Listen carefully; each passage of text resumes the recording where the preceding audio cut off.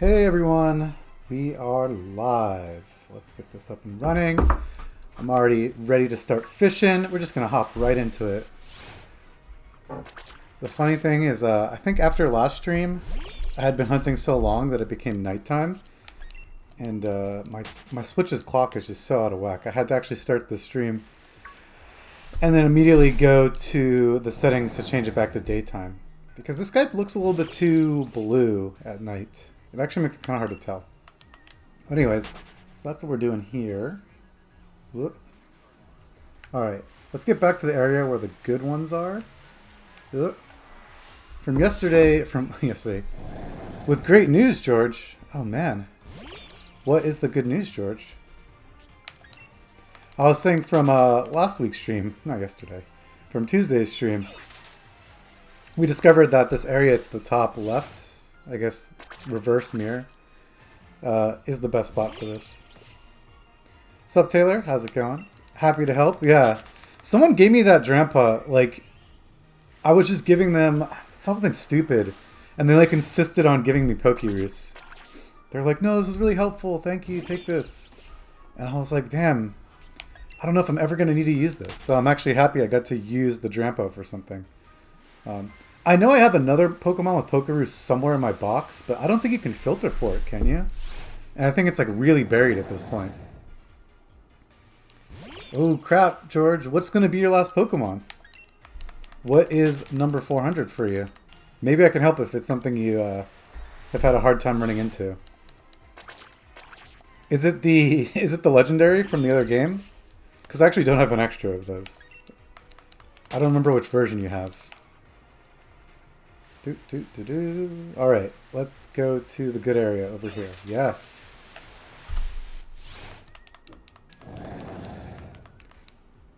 Zacian.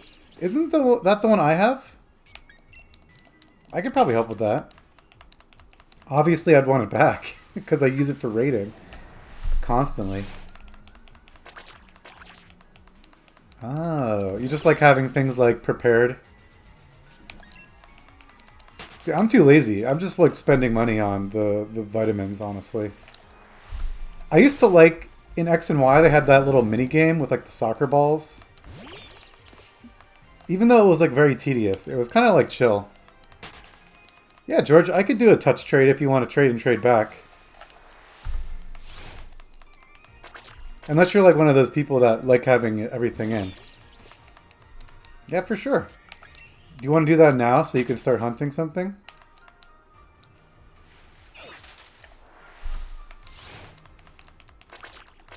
Also, have I been counting?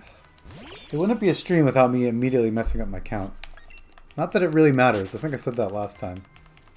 It doesn't actually matter. We did the math last time and we were hitting about 3.7 encounters per minute. So that's the only real reason to actually keep track, is just to make sure I am staying on pace. It's pretty easy to stay on pace. George, set up a room and just pick a code, and then I'll do that trade for you. So just text me, just chat me the code, and I can do the trade.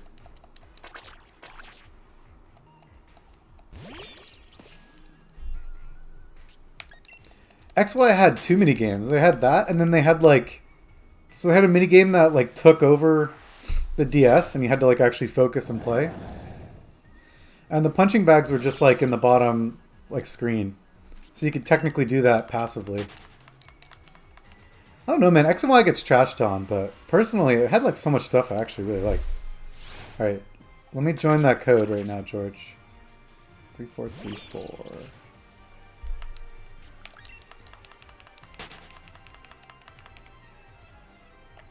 Link trade. Oh, I see you right here. I can't click it there? That's silly. 3434. Sweet. Dude, isn't that crazy that that's coming out? If you want, George. I'm never opposed to gift shinies.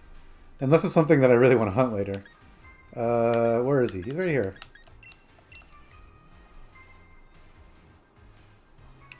What random shiny are you going to surprise me with? The suspense is killing me. Slightly. Minimally. Ooh, a Manectric. I'll take that.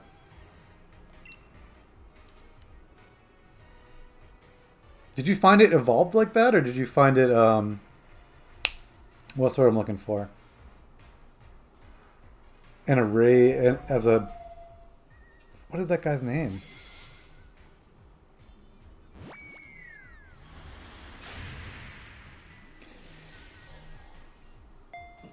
Yeah, the whole stamp system is just a complete mess. Do you want this Manectric back? I was a little confused actually by that. 'Cause I don't really need to keep it.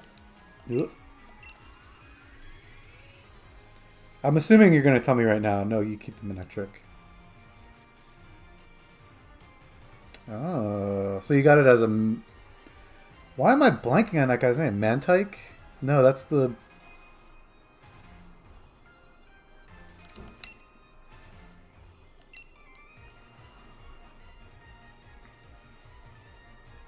Why am I blanking on his name?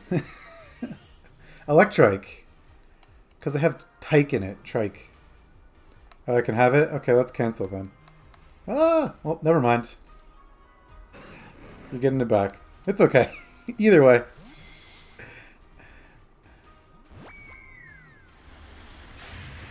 Because of the delay in the chat. It's cool. I appreciate you offering it. You should just keep it. Alright. Let's try to get a fish.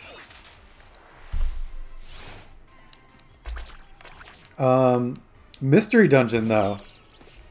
I don't know what I'm going to do about Mystery Dungeon in terms of recording. So I played the little bit of the demo, and then I felt guilty. And I was like, should I record this as a Let's Play? And then when I was playing the demo, I showed it to my girlfriend. And then, like... I was like, you do the voice of Eevee. And I didn't realize that the partner Pokemon has so much dialogue. And so she actually was having a fun time, like, doing the voices. So I was like, damn, I really should be recording this. So I might, when the game comes out, I might do a Let's Play of it. It's interesting with YouTube, because I did do a Fire Emblem Let's Plays, and they didn't get a ton of traction. So if I were to do a Let's Play, I might just do like a 3-hour recording or something crazy like that. There are a lot of ways to do it fast in this game. I do wish there was methods though, again. Like I'm not even battling these things as you can see because that method is like kind of broken. But yeah, I'll probably do like a 3-hour recording or something of my Mystery Dungeon Let's Play. And then maybe I'll cut out some of the dungeoning, actually. I don't know. It's always better to just record and then just edit as you see fit. For Fire Emblem, I didn't do a ton of editing. Which was nice because it meant I could put out the episodes fast, but... Like I said, I think after like a couple repeat videos, the YouTube algorithm really messes with you. It just stops recommending them. So definitely the viewership dropped off a bit, but it was fun recording the Fire Emblem ones. I'm pumped for Mystery Dungeon though. It also seems like not the best game to do a Let's Play of if I were to include every single piece of footage. Because it gets kind of grindy, like when you're trying to go for legendaries and stuff, right? But I think it could be good if I do some editing. We'll have to see. Like I said, just record and deal with the footage later. That game is going to sell so terribly, though, because of the fact that it's coming out in March. March is already so stacked with releases. And where are my fish at? There we go. Just one. Alright, we're going to get to odds today, man. I really want to. I think it... Wow, you're really aggressively hogging the camera here now. There you go. Yeah, that's how it... Nope. Okay, sure. Yeah, okay. This is how you want to sit, Kit? Yeah? This is comfortable for you? Because it's not really the best for me. But yeah, March is Animal Crossing. That's going to take a lot of Nintendo fans away. Especially because it's like a full price game. And then what else do you have? You have Half-Life 3 or whatever it's going to be called. You have Halo Infinite, is that what it's called? You have the new Doom game, Doom Eternal. You have Cyberpunk 2077, I think it's called. Does the shiny charm help with fossils? No, it actually doesn't. I do have one shiny though. Where is it? Oh, Pokemon. Where's my box of shinies? I got a Dracovish, which is pretty cool. That one actually didn't take very long. Okay, no, don't drink my water. Oh my god. No. I can't see my TV because my cat's blocking it. Yeah, I don't know what exactly it's supposed to be. But I'm sure it's going to be a big deal. It's actually bad. I'm already like looking at... Do I want to upgrade my PC?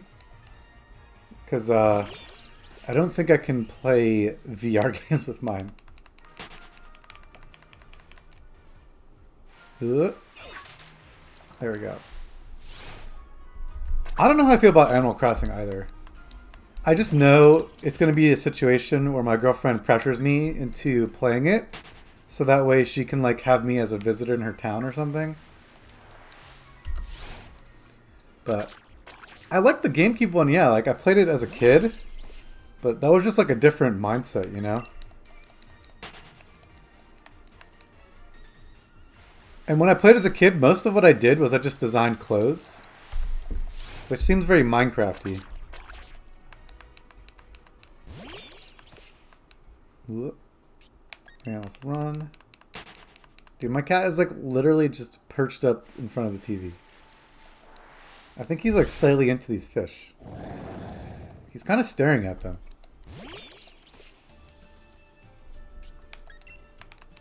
He's attacking Raichu's tail. Oh my god, that's super cute. Where's the fish? Dude, come on. Keep my cat entertained. Here we go. So you see the fish. He's looking at it. Oh my god, this is crazy. You're gonna swipe Raichu's tail? Come on, attack it.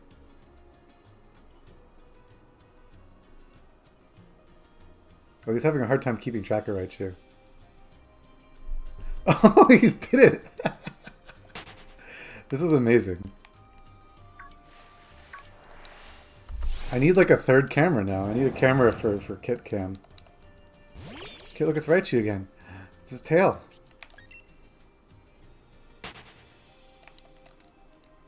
This is kind of insane. Okay. So I can't tell if he's really into the fish or not. He definitely... Oh! Oh! He bit Raichu. Oh my god. If my stream ends early because my TV broke, now you guys know why. Uh-oh. You're gonna see Raichu pop up again. This is so efficient. Can't stop. He's gonna break my TV. It does not help that the tail is always in the same spot. Ooh. What's that? That scared us, Kit. There's Raichu's tail again. He's gonna swipe at it? No?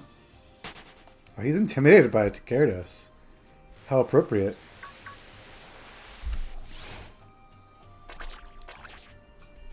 Now he's just attacking a tree. Alright, Kit, look, it's a tail. Oh. Are you bored now? Dude, you can't drink my water, Kit. Stop.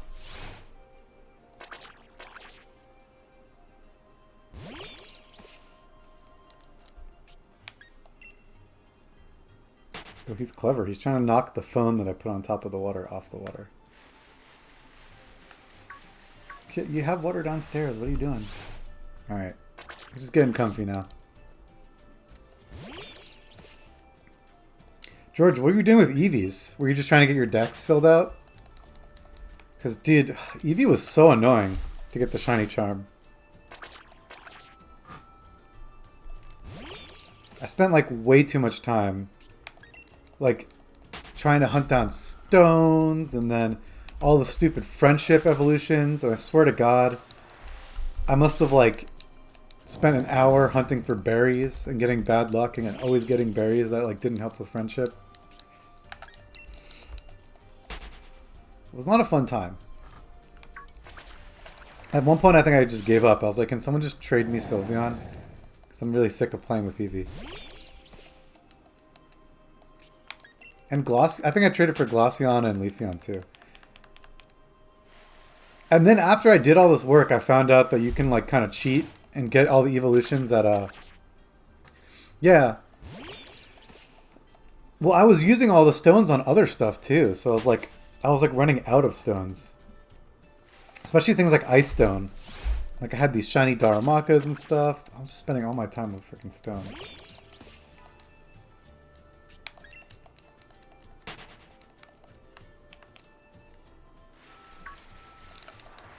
So stones were annoying. Pretty much everything drove me crazy about the decks. Like there was occasionally some moments where I'd get in a nice groove, filling out the decks, and it felt fun. And then all of a sudden I'd just hit these blocks where I'm just like, oh, I have to trade like 6 things.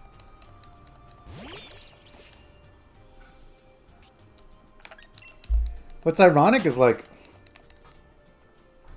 now that I have some Pokemon like with Harvest and Storm Drain, I was like very inefficient with shiny hunting.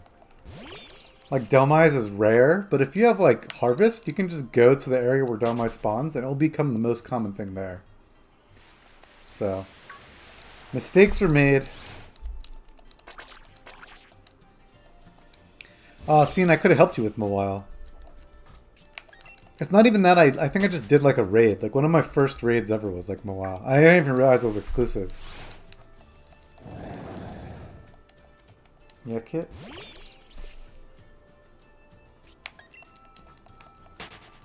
And then isn't Sableye exclusive?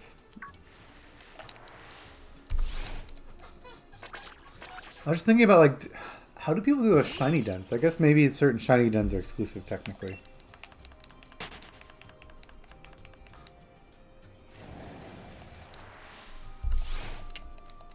Alright, Kit. Are we going to get the shiny today? Are you done playing with Raichu?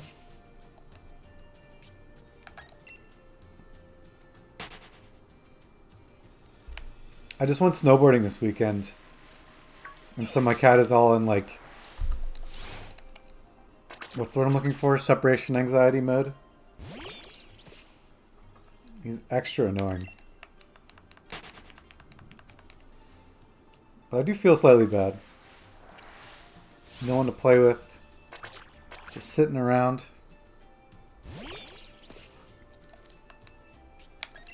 Probably the most annoying Pokemon for me was Mamoswine. Weird, right? So I knew that Mamoswine evolved with Ancient Power. So what I did is I got a Swinub pretty early. Like when I was playing through the story. And so I had the Swinub in my party as I'm just like going through the story. And it evolves into Piloswine. And it's just getting more and more experience. And at a certain point I'm just like, dude, this thing is like pretty high level. Like when is it going to learn Ancient Power? Right? So I go on Bulbapedia. And I see that it learns Ancient Power at level 1. So I'm like, oh no. I screwed up. I must have... you know, had this Piloswine and I overrode Ancient Power or something when it was like a brand new Pokemon. So what I did is I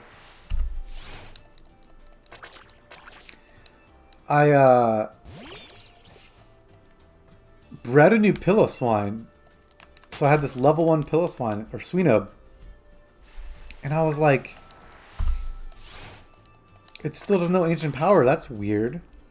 So then I just dumped a bunch of experience candy into it and got it to like a really high level. Because I'm thinking like, well, maybe, you know, it's like a egg move or something, but it learns it at like a high level. And it still wasn't working. So after wasting all this time in experience candy, I finally just like Google it, and someone's like, yeah, you just have to go to the move relearner. I was like, oh my fucking god, I wasted so much time, so much experience candy on not just one, but two Sweenub / Piloswines trying to get this damn Mamoswine.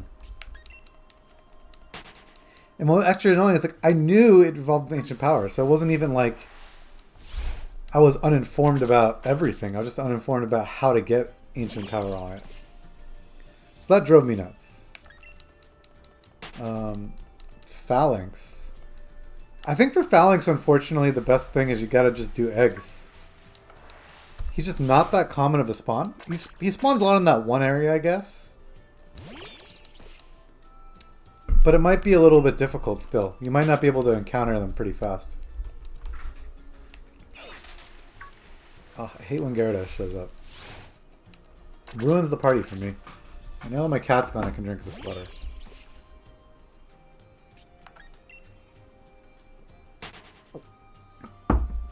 What I've been doing off stream is I've been hunting Arctozolt now. And I got one of those controllers that does turbo. So I can like just walk away from it while it just like revives fossils. And so Dracozolt took me like 2,000 revives, a little more than that. And like Arctozolt, I'm almost at 4,000 now, so it's not going as smoothly. Even though I have the controller to make it easier.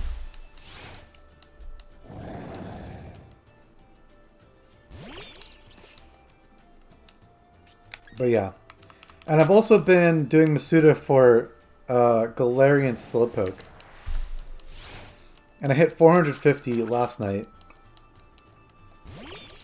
Which was funny because I kept like getting interrupted by Pokemon Go PvP.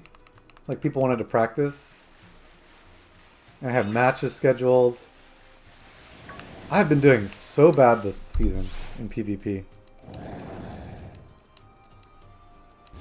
I just feel like either I got really lucky before or I was like more psychologically adept. That prediction game has been kind of weak this season.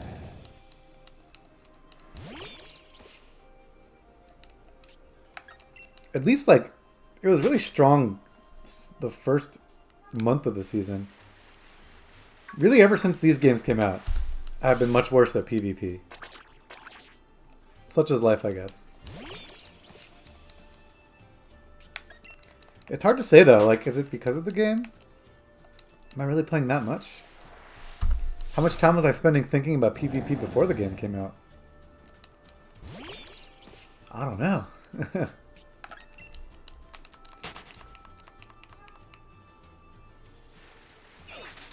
Alright. Here we go. I think my girlfriend's home because my cat's freaking out.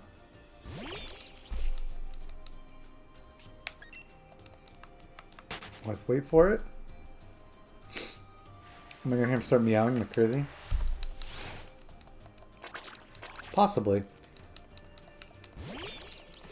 It's too bad he's not hunting Raichu anymore.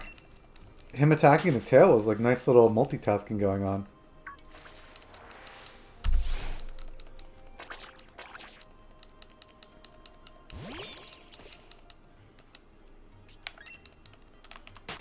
Oh yeah, George, what do you think of the expansion details? I'm super pumped for my boy Volcarona to make it back in the game. And I already have like 2 shinies from X and Y. So I don't really see a need to hunt more, but maybe. Go for Charmander. Isn't Charmander also one where you gotta like use eggs? I'm super pumped for Volcarona to be back. And now that I'm thinking about it, I was like, oh my god. What if they do more G-Max forms? I mean, they're already doing more for the starters. But now I can get hyped for Volcarona G-Max. Although I guess there already is a bug fire with a Gmax form in Scorch. So maybe maybe my prediction there is a little bit off.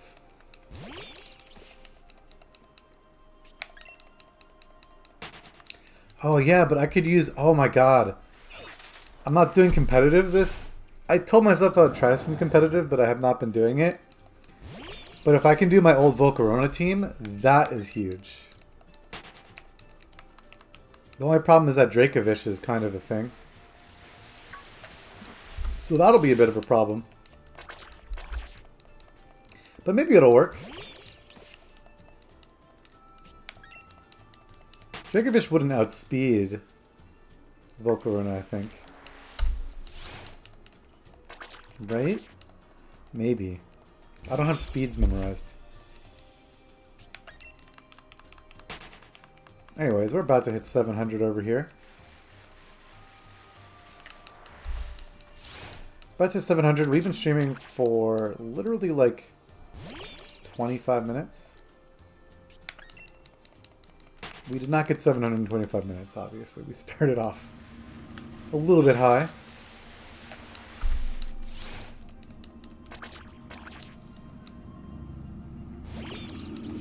But the expansions are cool. Oh, my cat is going crazy. There's a lot they can actually do with the expansions that I feel like I'm going to hype myself up for. And it's going to make my expectations for them too high. But I wonder if they will introduce any brand new Pokemon. I mean, I guess they did with the legendaries. But I wonder if there's more. And that, like, little Ushirufu, or whatever his name is. He's technically a legendary, right? It's weird because the way he's treated, it almost makes it feel like I'm not a legendary, but...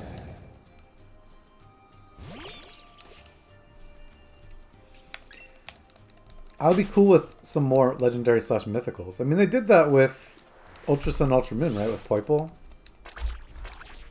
And technically that little weird Aurora, what's his name? The Thundercat guy. Dude, what the hell was that? Did you see that? There was like 3 on screen that just literally disappeared. I read online that the shininess is determined when it spawns on the overworld. So that was probably a shiny that just disappeared.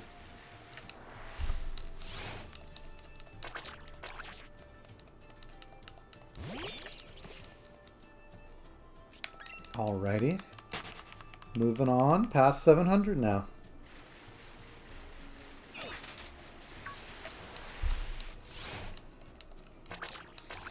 I usually like ending streams like halfway points, but we ended a little bit early last time. I think we ended at like 6:04.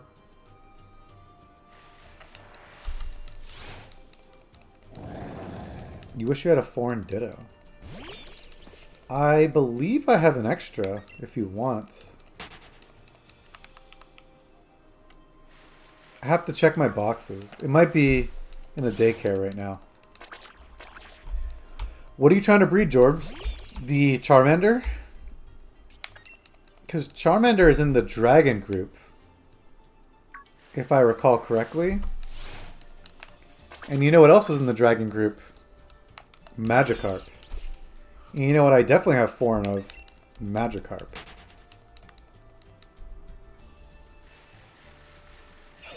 So you could trade, you could breed, you could breed pretty easily with foreign Pokemon.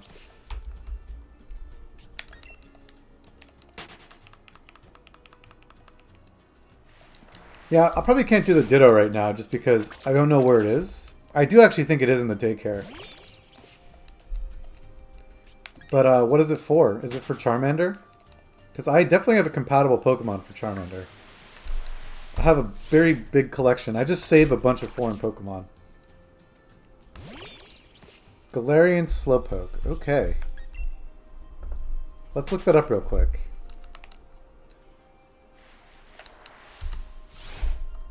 So, Slowpoke. Bulbapedia.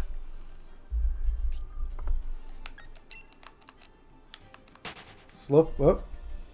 What happened? There we go. Slowpoke is in the...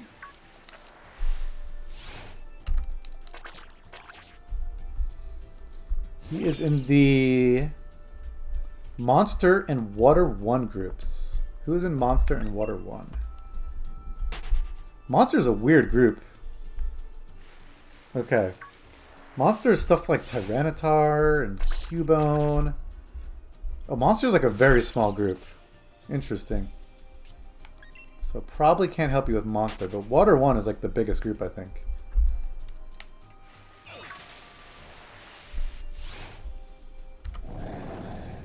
Gorbis, Timpole, Brokey. Wow, actually, dude, he's actually not in a very good group. Interesting. Okay. After this check, let's see what I have to help you with. So the Poliwags, the Mantine line, Clamperl line, which I don't have, Palpitoad or Timpole line.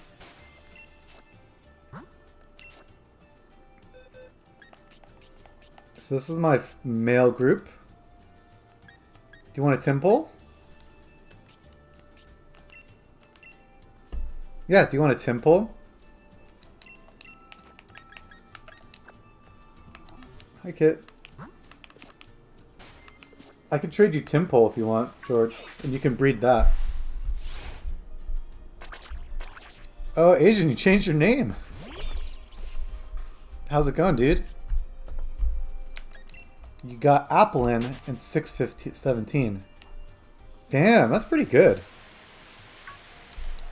I would take Applin in, like... I mean, I guess it's not good. It's over odds. But still, it's just barely over odds. 515 for Wooper, though. So you're just hitting odds for that now. I was just saying before you joined, Asian, that I am at 450 for Slowpoke. So, George, here's what you're going to do. What gender is your Slowpoke? Is it female? If it's female... Midterms, oh man, study up.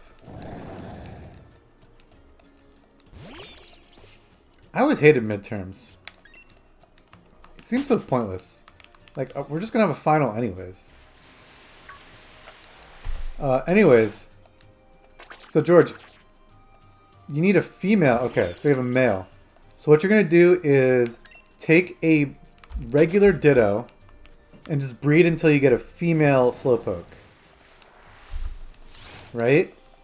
And then once you get a female Slowpoke from an English Ditto, take out the Ditto, and then put in this male foreign Pokemon and a female Slowpoke.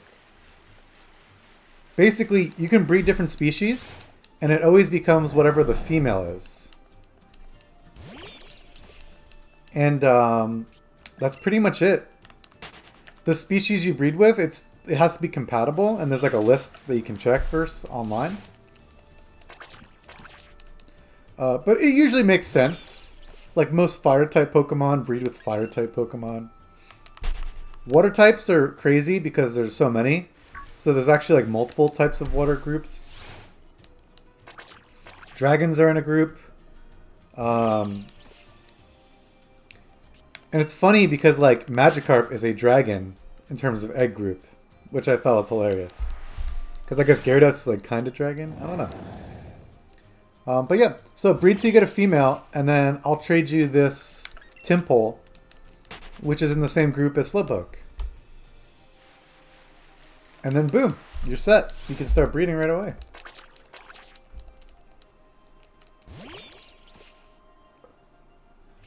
That's always what I tell people with foreign Dittos. Because I'm like, you don't really need one. If you do a lot of surprise trades, you end up with so much foreign Pokemon that are male, female, good stuff, bad stuff. So I just hold on to those and I use them for breeding. Oop.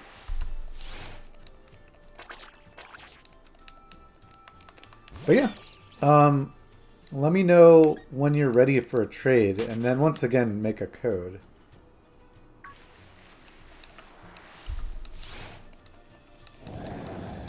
But then yeah, happy to give you the temple. What was I doing? I got my shiny Galarian Corsola using a Japanese Dupiter. And it actually worked out pretty well. Yeah, like I was saying, I have 2 foreign Dittos from Surprise Trade. But one of them is like actually good and one of them is like pretty terrible.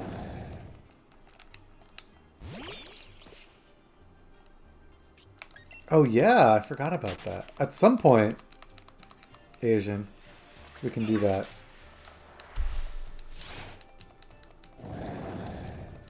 I totally forgot about that mission for the female. Shows how much I actually cared about it.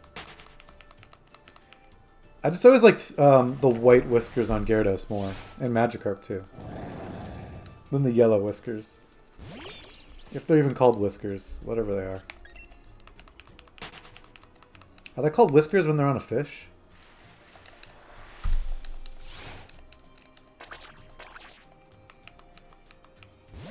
I don't know.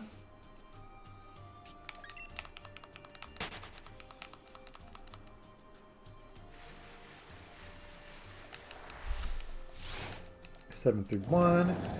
Man, we really are going to probably go up to odds on this, huh? I'm telling you, man, my streams are cursed. I don't know what it is.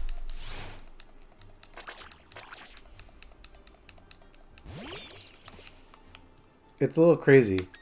Every time I hunt off camera, I get all this crap, crazy stuff. And then when I'm on camera, we're always going to at least odds, if not over. But we'll see. We're only half odds right now. My shiny luck in general has been terrible. I got the worst thing in Pokemon Go today. Another cast form. Normal cast form, obviously. It's one of those Pokemon where I have so many shinies that I avoid clicking on them intentionally. But I only clicked on it because I was like half awake. And it was literally the first thing when I opened my game. Which is the worst. It's like, why couldn't have you been an event Pokemon, man?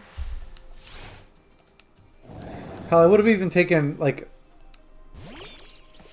a non-event Pokemon that wasn't freaking cast form. Cast form annoys me. I think I have something like, I have to delete some actually. I think I have like 20 something shinies of that guy. Not a good time.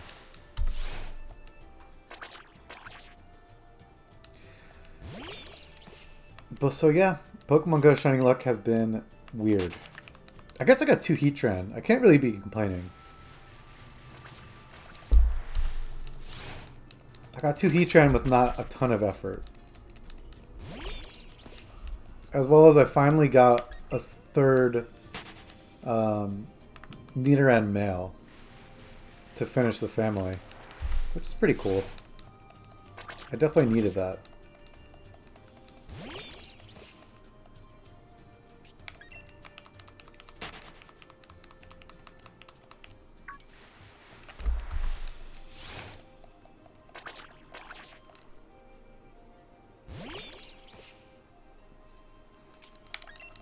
All right. Let's go. It's weird when sometimes the fish gets stuck underwater. You can kind of see it right here. I don't think they're supposed to be like underneath the surface. But they show up like that. Like so.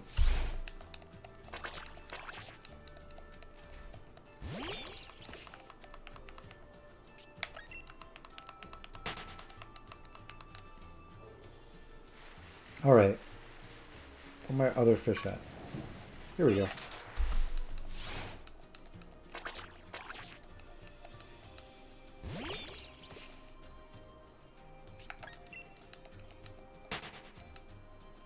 Oh, damn. That's pretty good. Did you even have an Everstone or whatever? To keep the nature? Because that's like pretty crazy luck. I swear to God, every time I'm breeding for a specific nature, it takes me so many tries to get it, usually. God forbid you need a specific nature and a hidden ability. What? Yeah, come here. Oh, I forgot. I can hunt with one hand. I'm so used to hunting in the... I guess you can hunt with one hand with Masuda. Sweet. That's crazy luck then. So George, let me know when you got the code set up and I'll give you this temple. And then if you really want to get rid of the Manectric, this time I won't trade back. Oops, no, don't fight.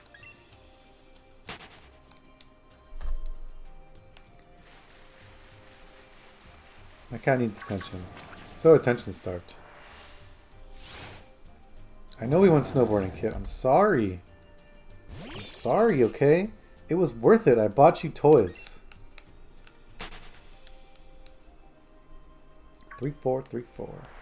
I had a feeling that would be your code.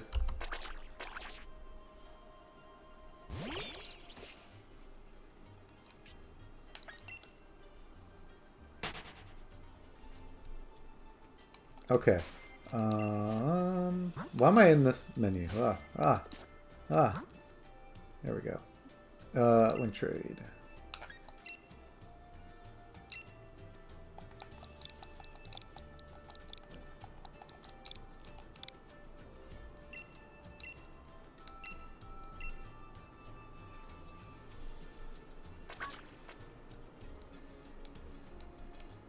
I mean, whatever you want. I think the Manectric is probably less cool. So you should get rid of that one. I do like this Clitond. I don't know. I don't really know what that means in French. Tleet? I don't know.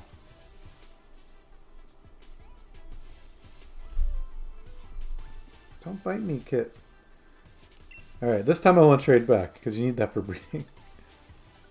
Okay, he wants face pets. That's what he wants. Face pets. Yawn.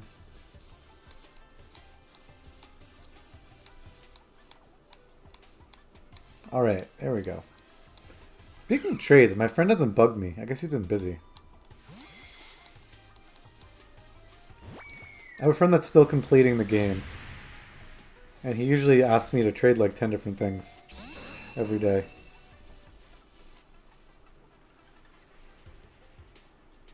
Oh my god, Kit, you look so weird. Don't bite me. Ow! Why are you biting me on stream? It's embarrassing. Everyone's gonna see we're dysfunctional. Alright, thank you very much. I'll put that guy in the shiny box at some point. Ow! You're killing me, Kit. Did I click up for this? I don't think so. Here. If you're gonna bite, let's play. Here we go. I'm doing errands. I'm doing chores, basically, by playing with my cat while streaming. So this toy has a funny story behind it, actually. So last December, we didn't officially own Kit, right? But we were kind of like fostering him almost. And we had gone snowboarding. I will enjoy it. Thank you, George. So we had gone snowboarding. And at one point, I think my girlfriend was tired. So she like left the mountain a little early. And she went to like a dollar store to buy like random stuff. Because I think we needed like trash bags or whatever. And she ended up buying a cat toy like this. This cat toy right here, basically. And Kit really liked it for some reason. Like, she bought a few things, and this was the one he liked the most.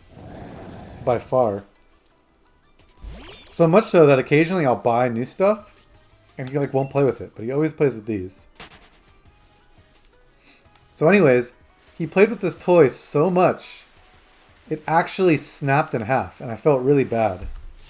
So I like repaired it and it was like kind of ghetto and occasionally it still breaks again and I have to like fix it. But I felt bad. I was like, I can't throw this away because it's his favorite toy. We went snowboarding again last weekend.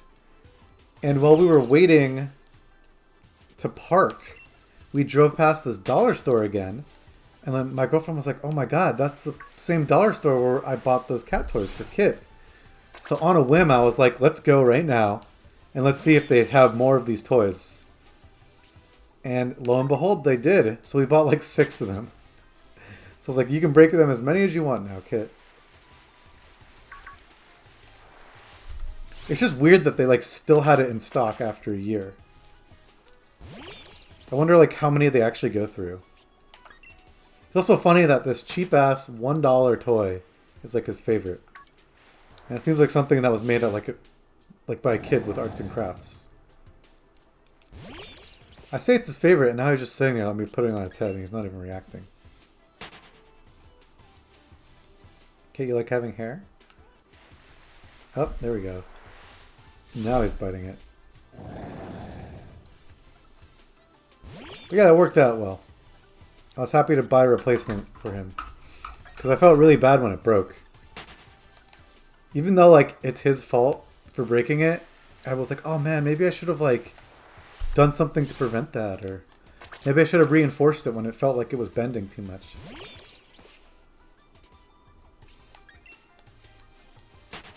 What did I used to do? I used to have to put a rubber band around the bell too. Because my roommate didn't realize we were hiding him in my room.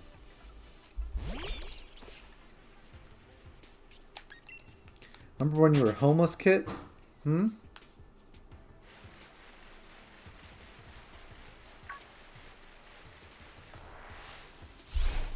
They say the homeless population's out of control in Los Angeles. What about the homeless cat population, Kit, right? Or now that you have a home, you're all unsympathetic for them, huh, Kit? That's not very woke of you.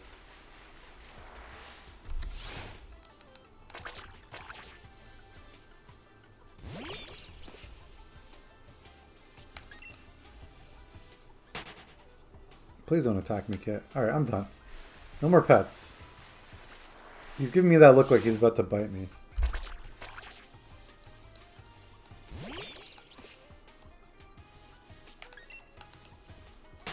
Alright.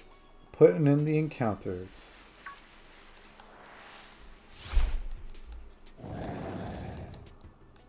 Seven, 6, 7.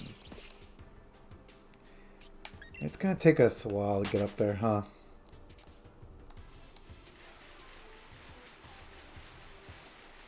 I would love a quick hunt. Please. I know we're half odds. It's not necessarily quick. I feel like I just used up all my luck off stream.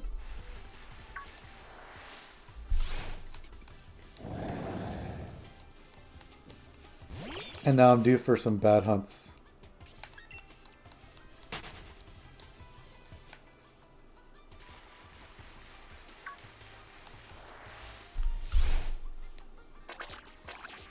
But we'll get there. Hopefully. Hopefully today. It hasn't even been an hour, so no big deal. We'll probably do another 3 hours today. And then I have to play Ring Fit Adventure. Which, by the way, I really didn't like Ring Fit Adventure at first, but I think like at the beginning it was just too boring. And now it's like definitely a little more engaging. In the beginning of Ring Fit Adventure, it just felt like I was running around. And I didn't really have to do much. But now it's like, oh, break this obstacle. Oh, jump over this ravine. Oh, like grab this. Go do a slide. It feels a little more hectic. And I actually enjoy that. And my boy Victor's online. Yeah, Kit?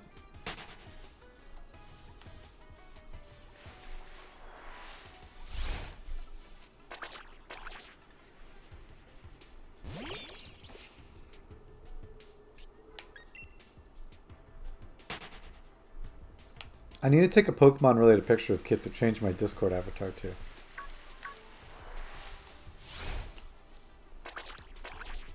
I have like a placeholder one on Discord. I hadn't changed my avatar on Discord for like 2 years. And then I said I was going to change it to something cat related. And like, I really don't like the picture I picked. I was like, oh, I should take a new picture, but ow.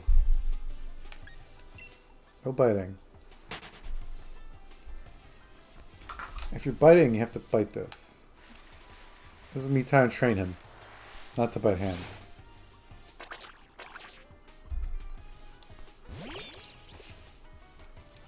It's me trying to train him, but it's literally been like almost a year now, and he has not improved at all.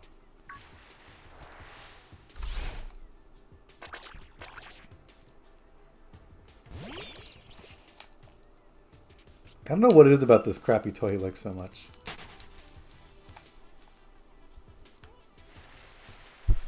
Oh, damn it.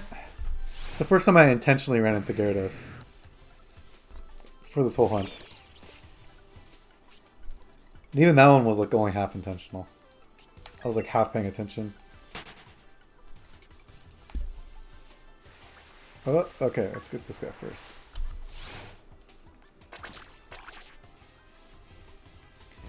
So if I was not on water, and if the bike went the same speed as it does on land, I probably would be doing like 4 encounters per minute, because this area is pretty dense.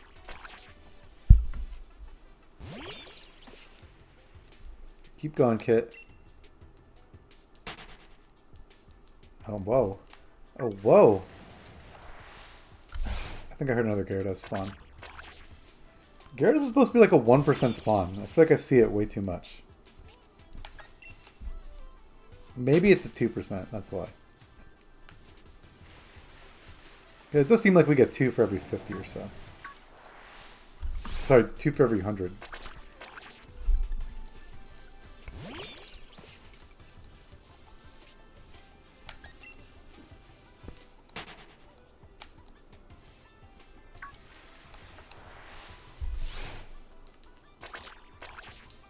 Ooh, you know what would be good about Pokemon Mystery Dungeon 2?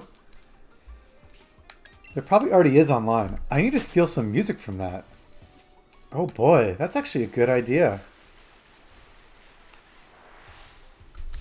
I already kind of liked the music from the demo. When my girlfriend was playing it in the car driving back from snowboarding, I was very tempted to like just turn off the radio and just have the music, the game music, like be the only audio. Okay, are you gonna help me hunt shiny hunting or not? Charmander and Machop. So is that legit? Like, did you take the quiz and that's what you got?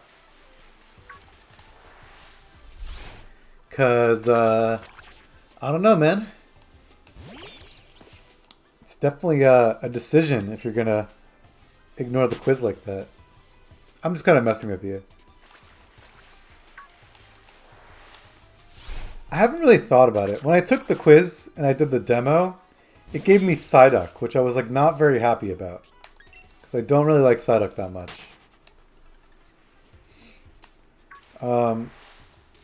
So when I play the game for real...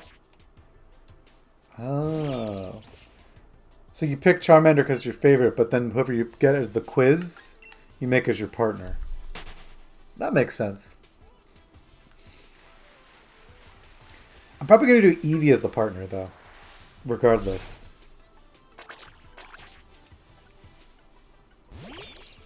And then I'll take the quiz again and we'll see who I get. I'm very committed to if I take the quiz, I got to stick with it.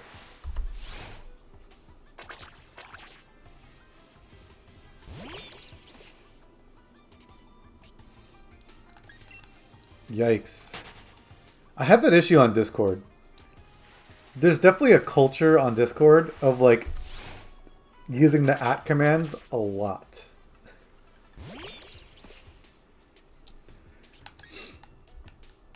And I'm very much a noob still on Discord, like, because I don't use it that often. I say that, but now I use it a lot. But I really just stick to like one channel or two channels. And yeah, I get like way too many notifications. And I tried to explain because I got in trouble for something. Not in trouble.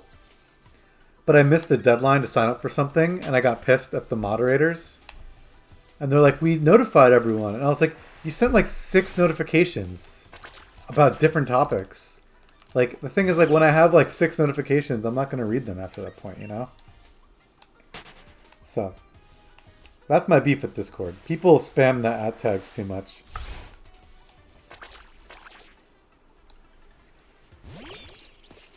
And that can really bug the crap out of me.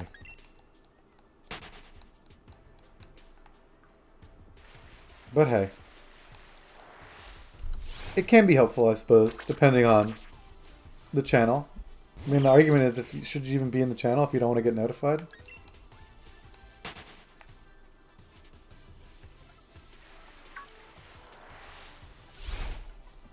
That is pretty funny, though. Some of the bigger servers, they just disable adding for everyone.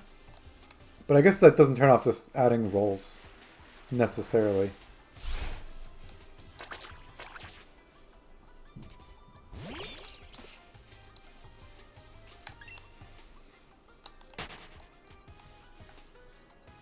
I also have an annoying Pokemon Go dilemma. Ugh.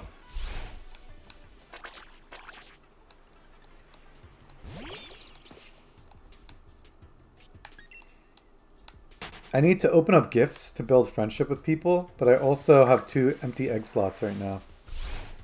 I don't want to accidentally get 7Ks.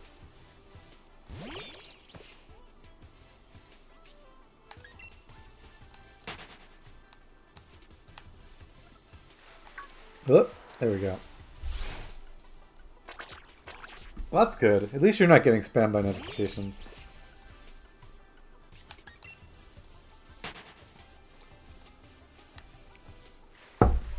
I realize it's like very harmful, actually, getting too many notifications.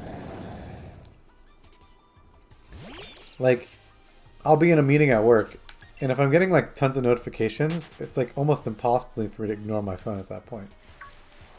I don't really have the willpower to just be like, oh, I'm just going to keep my phone in my pocket while it blows up 600 times.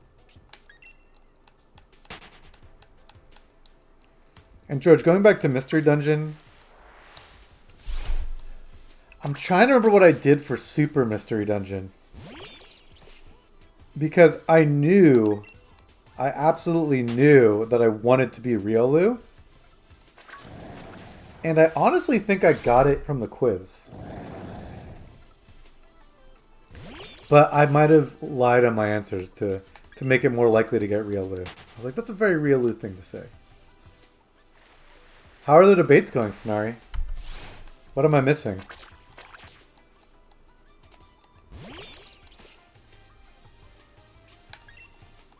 Like, actually, I'm curious what I'm missing.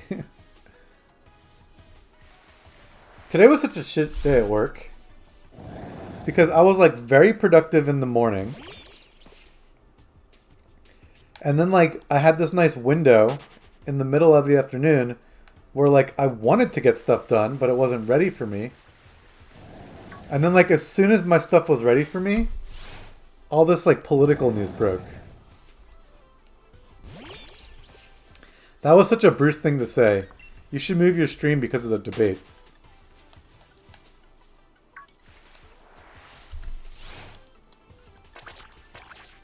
I will say, Fernari, has your opinion of Bloomberg changed at all with the stuff about he's going to help out whoever wins the nomination?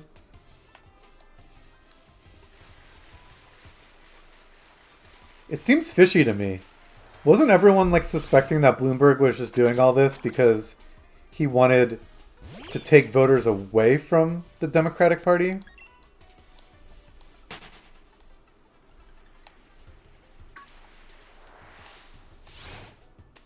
That is right. They are announcing it. Fnari, how up to date are you on your Nintendo memes? Because I think we already know who the fighter's going to be.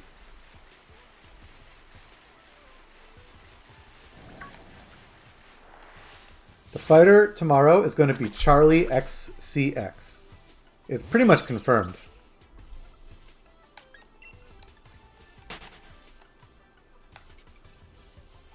And I'm going to have a very hot take.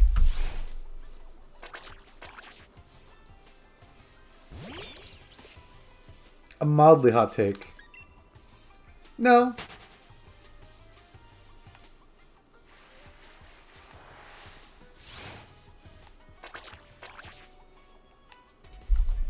The joke for Nari is that Super Nintendo World, they had like a bunch of press-related material today. Like the theme park in Japan and California / Orlando. It's going to be open before the Olympics, which is huge. That's going to make a ton of money for them. During the Olympics, obviously. But they also released a music video. I always wonder to see what's trending on Twitter. Bruce made a joke about that, actually. Girls in yoga pants was trending on Twitter. But they released a music video to promote the theme park. And it's a collaboration between like this big house DJ and Charlie XCX. Which is a very weird combination. Because like you have Charlie XCX like on a latitude cloud hanging out with Toad. So yeah. The joke was that we should have Charlie in Smash. My hot take is that I actually don't like the Smash DLC at all.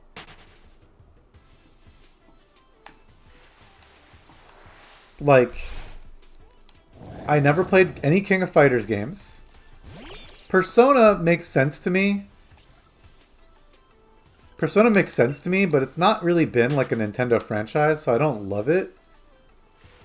You know? And I know like, oh, they're putting a game on the Switch now, but that's it. Dragon Quest is cool, but I didn't like how the character actually came out with the RNG. And then Banjo obviously is very fan servicey. So I guess, all in all, I am like 1 for 4 on liking the DLC characters so far. Well, like I said, Banjo is obviously huge. So I'm 1 for 4. 1.5, you could argue. But the thing is, I felt the same way about the time they did the DLC. Like, I thought Cloud was cool, but I didn't like the fact that it was, like, another sword character.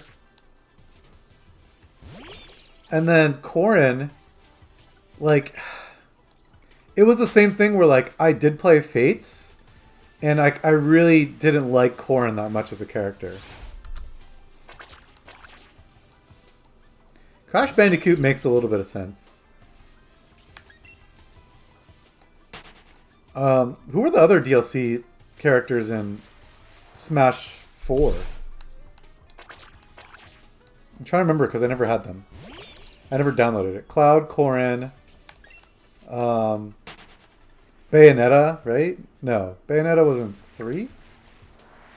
Or well, no, Bayonetta was 4, yeah. Never played Bayonetta.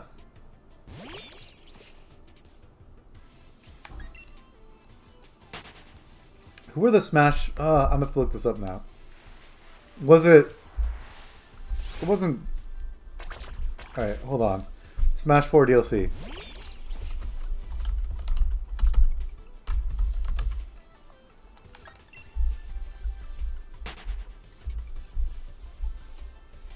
Oh yeah, it was Mewtwo. Okay, Mewtwo was pretty hype.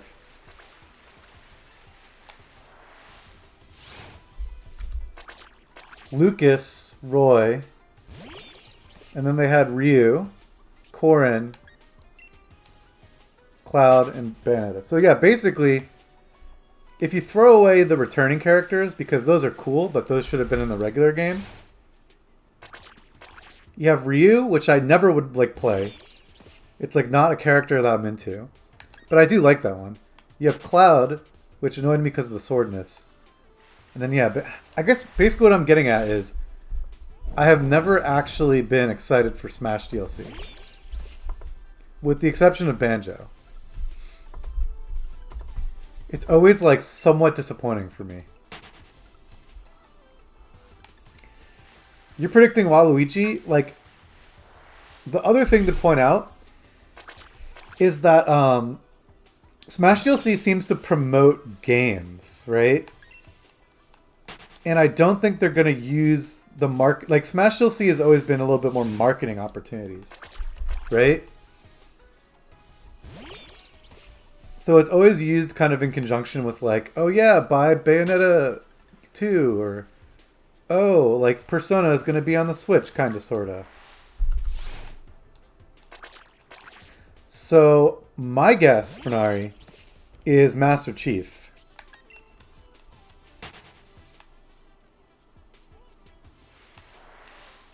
Master Chief makes a ton of sense as a DLC character.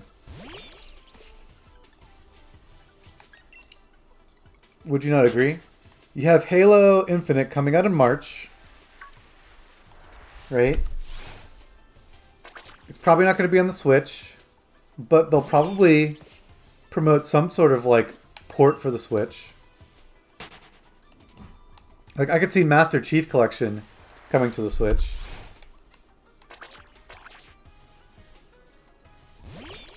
Yeah, and exactly.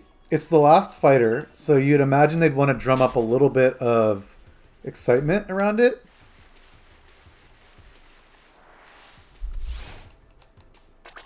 Because honestly, I thought King of Fighters, like, it's fine. What's the guy's name even? I can't remember. Nice. I heard... George, did that just get confirmed? Because I heard people talking about that. He will definitely have a purple skin, for sure.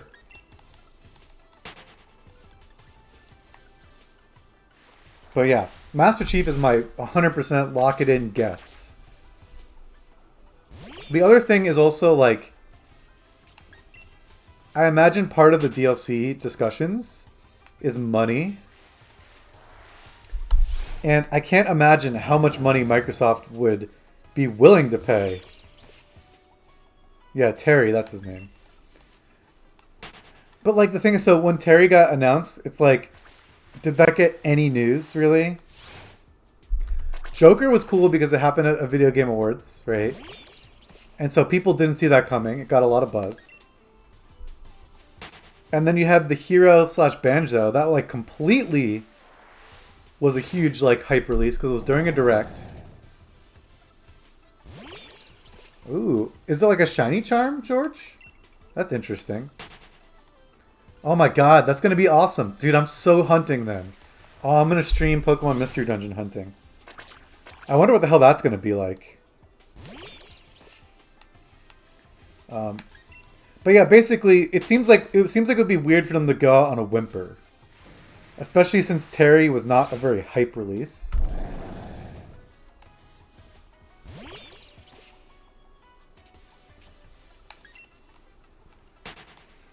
And I guess you could argue Crash would be equally as hype. But I don't think there's the marketing potential there. You know? Crash would have made more sense as the, like, the fighter that happens during, whatchamacallit? Like, around E3. Because they had the Crash Team Racing, a lot of presence at E3. Even though the game was already out.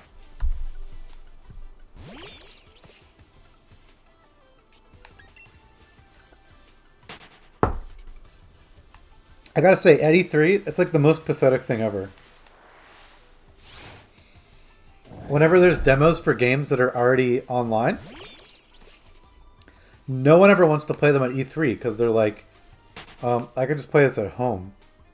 And so you have these poor workers that are like practically begging you. What's up, Taylor? You have these poor workers at E3 practically begging you to like, to play these demos. And I just feel so bad. I'm like, I have limited time at E3. I'm sorry, I don't want to play Crash Team Racing. Taylor, did you know that Pokemon Mystery Dungeon is supposed to have shinies in the new Switch one? Which sounds insane. Because I would love to mix up the shiny hunting on this stream too. Friendpo. It'll help you befriend Pokemon, including shinies? I don't understand that at all. Oh! How does... So I never played the... George, did you ever play... Maybe Taylor too. Actually, no, Taylor, you definitely haven't played it. George, you played the original Mystery Dungeon that this is based on. How does recruiting work? Because if I remember correctly, in Super Mystery Dungeon, the only recruiting was like you rescue someone and then they join your team. So basically you're allowed to rescue you basically get one Pokemon per dungeon you do. Apparently it did not have shinies before. It definitely didn't have shinies in the 3DS one, which is the only one that I've played. So yeah, how does recruitment work, George? Is it kind of like Fire Emblem where like you have an enemy character and you just like walk up to them and you like say something? I gotta say, the first time I played Fire Emblem, I killed so many people I was supposed to recruit. Yeah, that sounds like Fire Emblem, basically. Although the difference in Fire Emblem was like you have to knock them out with the Battlefield 1 for life, boys. I mean, that's certainly an opinion. Isn't Battlefield 2 out, though? Not gonna lie. I do have mad respect for Battlefield 1. Because very, very hot take. World War 1 better than World War 2. Hot take. Hot take. I also need to see 1917. I haven't seen that yet. There's so many movies I need to see this weekend. For now, I think I'm finally going to see Uncut Gems. Even though Oscar nominations came out and I was nominated for 0 Oscars, and I really should be using my time seeing Oscar-nominated movies, I think it's the week to see Uncut Gems. Mostly, I didn't realize that the director of Uncut Gems was the guy who did Good Time. Very hot take. Oh, so many hot takes today. I don't like Smash DLC. World War I's better than World War II. Now, World War III has some potential. I've had that hot take for ages. Ever since I read All Quiet on the Western Front, that really changed my opinion on World War One. Similarly, really dope movie, A Very Long Engagement. Probably the best war movie I've seen. Although, like I said, I gotta see 1917, so can't make that call yet. There's gameplay where you recruit an ally, you beat him up. You had to click when it was. Interesting. In Fire Emblem, the way it works is you have to, like, battle them with the main character. And I think in some games you just talk to them, and you can just recruit them right away. You don't have to fight. But in other games you had to kill them first. But you had to use the main character. So sometimes I would battle, and I'd kill someone with just a regular side character. And then later on I'd realize, oh no, I was supposed to recruit them. I think they fixed that in Fire Emblem Fates. If you battled with like any of the story characters, you're allowed to recruit. What's up, Clicks? How's it going? Oh shoot. Oh. So you maybe do Clicks? I got distracted. That's okay. Now I have to watch this poor fish die. I feel a little bad for the fish. Oh no, the Noibat you gave me, Sailor, is leveling up. That's unfortunate.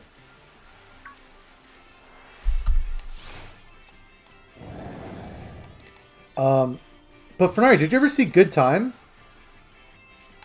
Good Time has one of the most disturbing things I've ever seen in a movie. And it's not even that bad.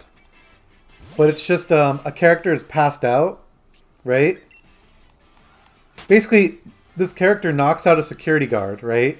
And then when the security guard's unconscious, he gives him like 100 doses of acid. So that way he'll be like completely incapacitated. And when I watched that live in the movie theater, I like was so disturbed by that. Neuwirm, right? Or Noibat. And Noivern's the evolution. You fight them as enemy first, and then they change size. Sometimes they're townspeople that jump in mid-story. Other times it's story-driven. Oh my god, dude, you're giving me flashbacks to fucking... What was that guy named Donnell in Fire Emblem Awakening? The mission where you had to, like, save him. I don't know why. I think I was just bad at Fire Emblem back then. I, like, played the game. Some villagers died. I was like, whatever. And then I'm reading up strategy, and everyone's saying about how Donnell is, like, one of the best characters in the game. And so I had to, like, reset my save file so I could play the mission again, so I would make sure he didn't die. What's up, Meeps? I hope you're doing good. It's been a minute. Actually, I think you were in the last stream too. But either way, good to see you again. My opinion on the new DLC. It's overwhelmingly positive.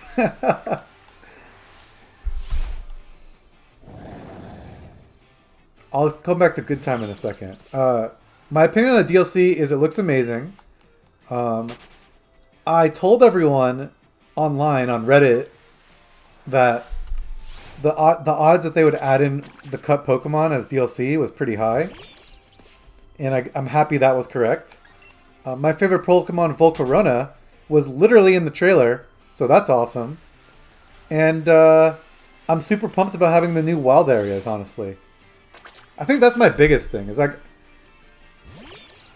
I'm just happy that there's going to be more wild areas. Now, the argument about like the value proposition of should have been part of the regular game, yada yada yada. I think all those are valid points, and I don't disagree really with any of them, but at the same time, it kind of is what it is, you know? Like, they released a game, and there's two opinions, right? You can take the No Man's Sky view of, like, when you release a game, you can fix it after the fact. But most people, like, they're not going to do that, right? They have a whole team dedicated to building the game, and they have a lot of money and resources spent on making the game. And so when it gets closer to release date, a lot of those resources move on to different projects. So it makes sense that it does kind of suck that the game's a little sparse, but they're not going to ever dedicate people to fixing the game. And when you think about other games too, like, I played so much Diablo 2, but you really forget about... And Diablo 2 base game is perfectly fine. There's nothing wrong with the story. But I've played so much Diablo 2 that you forget how much stuff the expansion added to the game, that when you play without the expansion, it's like so much worse. The expansion added like rune words, it added set items. Like back in the old, I think unique items were not in the base game. Set items might have been in the base game, but I don't think unique items were. Even if they were, there was like very few of them. So that's my hot take. Like, you're allowed to be mad, but I don't think you should hold it against them because it is what it is. It's like sunk cost fallacy. The new legendaries, that confuses the crap out of me. So, like, how are there going to be Galarian forms of legendaries? That makes no sense. How does that make sense lore-wise? Alright, let's catch up. All the characters going to Final Fight. Oh no! Taylor, that's impressive you even got that far as a kid, though. Unless you're talking about, like... No, you said way back when. So definitely when you were a kid. I didn't discover Fire Emblem until Awakening. I'm one of those fake fans, quote-unquote, that don't know the old games. And I tried playing a little bit of the original one on an emulator. But my stupid emulator kept deleting my save files, so I didn't get too invested.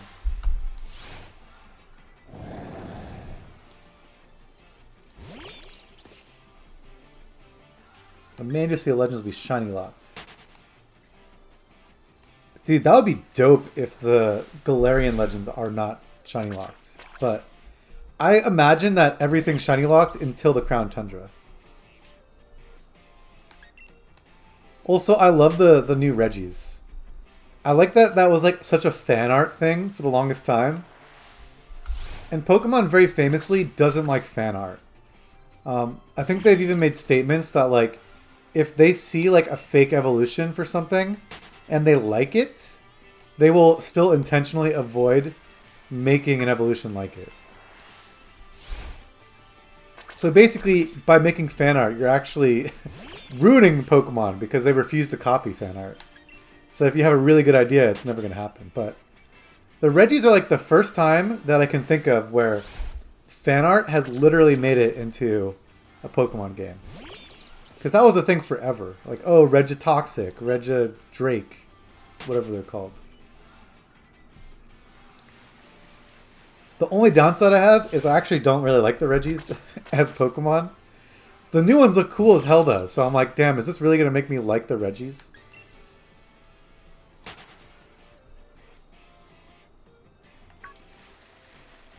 I also, another hot take, I never buy the third Pokemon.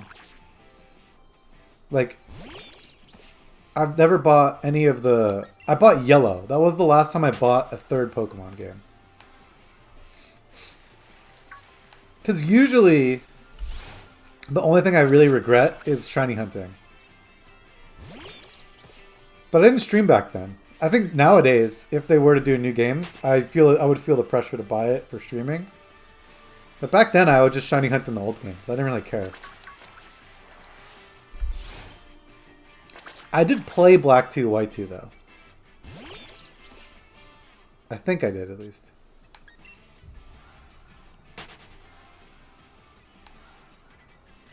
Dude, I saw like one Moltres ever in the overworld in Let's Go. And it wasn't shiny, and I was very disappointed.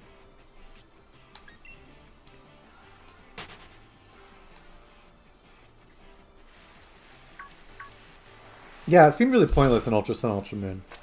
But, so lore-wise, this is where, like, Pokemon is literally a disaster. It's almost Zelda level of bad. Of, like, not being consistent with lore. But it kind of makes sense that legendary Pokemon aren't unique, right? Like, there's only a few that I can think of.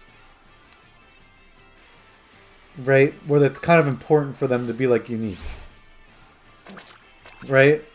Like, Giratina, Palkia, and Dialga. Those kind of make sense as unique. But, like, the other ones make sense. I think Legendary just kind of, like... It's ironic. Red Dead Redemption 2, right? They have Legendary, like, wild animals. Which basically just means it's like hella rare. That's all. I think that's what they're kind of... That's how they can explain the shininess of legendaries. I mean, there have been like regular Rayquaza and shiny Rayquaza in the anime. So clearly there's two. Unless Rayquaza had like a nice tanning session.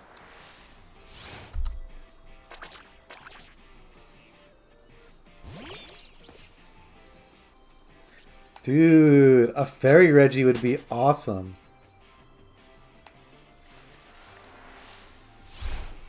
So my prediction for the Reggies is the fact they're adding all these, well, two new ones, right? My prediction is that we either get a Galarian Regigigas, or he gets a Gigantamax form.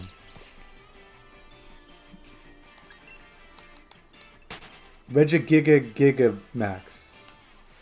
That's a tongue twister. Regigigantamax.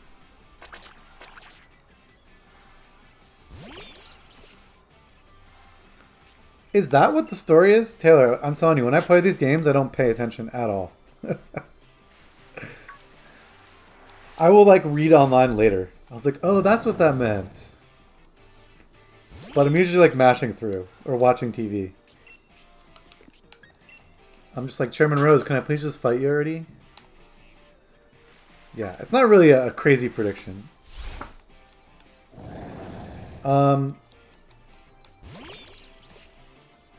Also, what is the lore for the birds, right?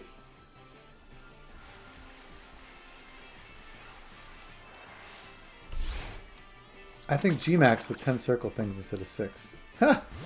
Oh, is that what the circles were for? Oh. Dude. Imagine. Gmax form, right? And it changes his ability from slow start. Oh, actually, that would be really smart. Oh my god, wait. Dude. Dude. Okay. You have Gmax Regigigas, right? You Gmax turn 1. It gets double HP. So now, it's very hard for you to kill it before slow start ends, right? On top of that, they give it its signature move, right? I think its signature Gmax move would be like Protect, but it also heals you a little bit, right? So now you can stall out for 3 turns. So you only have 2 turns of slow start. And then boom, sweep. That would be really interesting.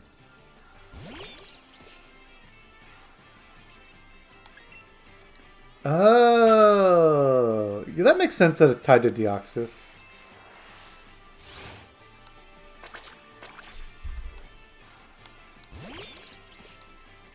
So actually, George, I was confused about that too. And it pretty much almost said in the direct that like the version you get depends on your game. But I think that was a mistranslation because apparently on the website, it actually straight up says like it's not version exclusive, which is awesome because I actually am the opposite. I really like the water form.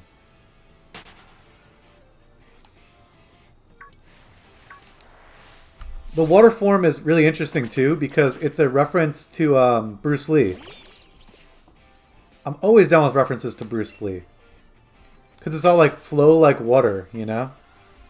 It's kind of like why his stance is. Is it Tai Chi? I'm trying to think now. Fernari, I need your Ip Man knowledge back in here. There's Kung Fu, right? Ugh.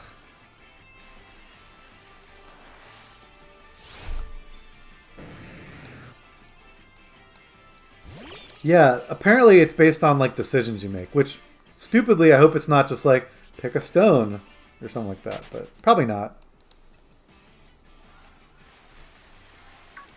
It'll be really interesting if it's like a really strange whatchamacallit method. Jeet Kune Do. Oh shit, you know it.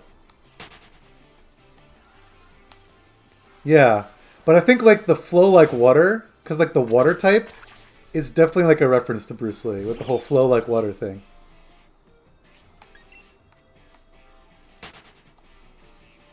Which is awesome. I'm always for more Bruce Lee references in games.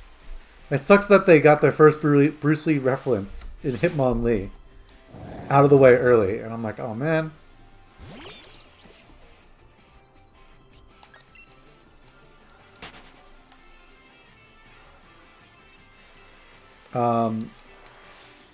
Fernari, if you're still there though, good time. Great movie. As someone that like has no interest in Robert Pattinson as a person, it was like a redemption arc for me. I went into that movie prepared to dislike Robert Pattinson. And I was like, oh, actually, that was a pretty good movie. See you later, Taylor. Plus, good time. If you like Uncut Gems because it was very New York, good time, equally New York, except it's more Brooklyn. Good time is like, it takes place partially at Coney Island. Basically, like, I haven't seen Uncut Gems, but like the main character from Good Time is basically Stern.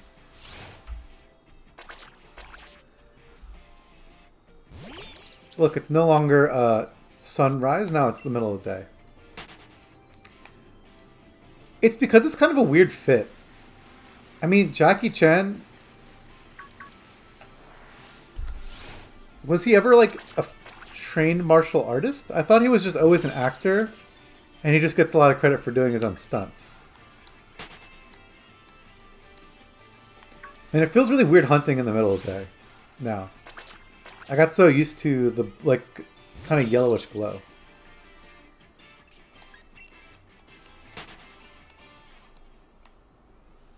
Well, actually, Meeps, that's where you're wrong, though.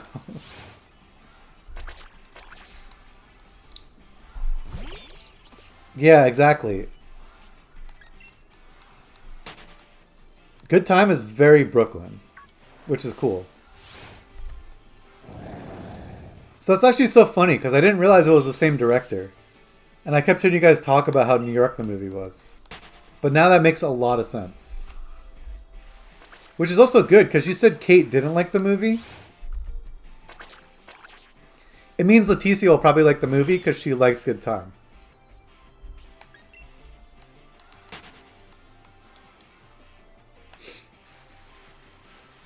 Although Leticia is not super picky, to be completely honest, when it comes to movies.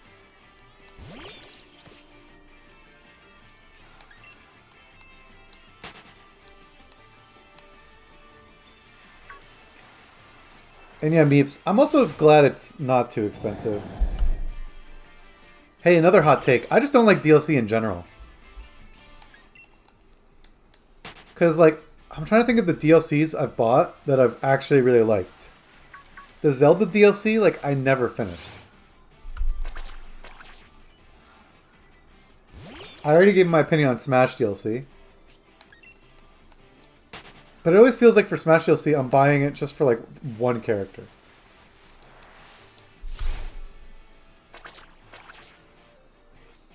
I guess I liked... No, I never bought the Fire Emblem DLC. I don't know what else there is.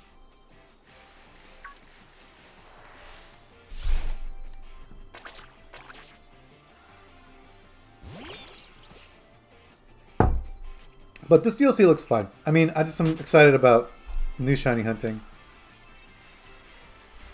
The new wild area is huge because that means more stuff to shiny hunt too.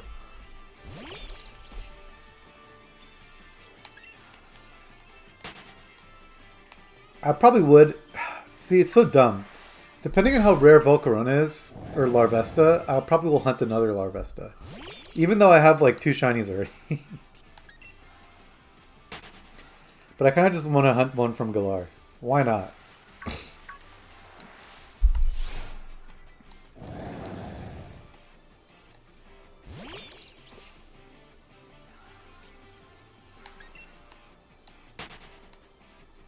In town square? Hey man, if you have a crappy job like that where you're on your feet all day, you do whatever you need to do to get through that day.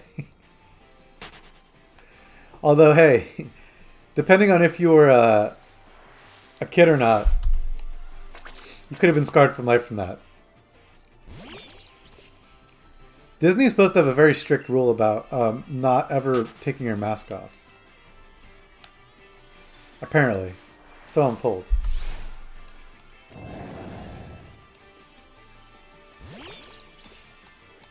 Man, I'm hyping myself up. I need to see this damn movie. Sucks it didn't get nominated.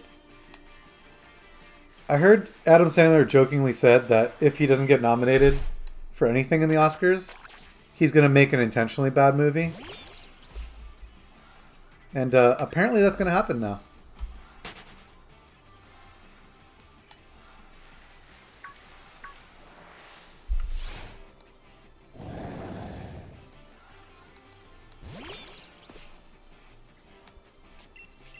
Oh crap. Oops. I killed one. It is satisfying to hear the critical, the super effective noise though.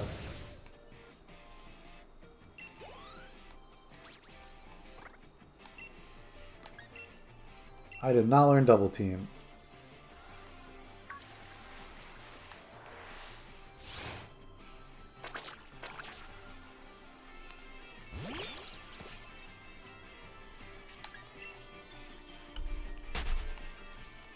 There we go. Okay, cool. All right, we're almost at 1,000. Like I said, these hunts always go to odds, man. I'm having such... Can't wait for Jack and Jill 2. Dude, no, that's the thing. I think he has to make something worse than Jack and Jill 2. Jack and Jill 2 was not like trying to be bad. He should make a crossover. Oh my god. He should make a movie like The Clumps. Or The Nutty... Or was it The Nutty Professor? Technically both. Where he plays every character. But they're all characters from like his old movies. So we can have Jack and Jill in the movie. And he can have Billy Madison in the movie. It can just be like an Adam Sandler fest. And they can like solve mysteries. That would be a terrible movie. A posse of Adam Sandlers solving mysteries. And it wouldn't even have to be like one mystery. They could do like 3 mysteries. So that way the plot, it feels like it's just 3 episodes of a TV show. That would be the ultimate intentionally bad movie. It's like not even a movie. It's like 3 bad episodes of a TV show back to back. Love it. Also, pardon me, I have to feed my Farfetch'd. I gotta say, one thing I don't like about this new buddy system in Pokemon Go. The fact that when your buddy really likes you, it's called getting excited. It's like a little bit too suggestive for me, personally, but hey, whatever. Come on, Farfetch. My Farfetch got excited today. Oh, what? What a bummer. I can't even get the hearts anymore. Well, excuse me, Mr. Excited Farfetch'd. He's no longer excited.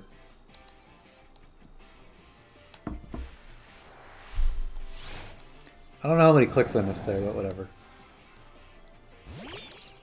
Alright, anyways. We are hitting the final 90 minutes of the stream. Basically at the halfway point. I think I'm going to crack open this Coke. Right? Yeah. We're hitting the final 80 minutes. Since I tend to do 3 hours on Tuesdays. That's my schedule.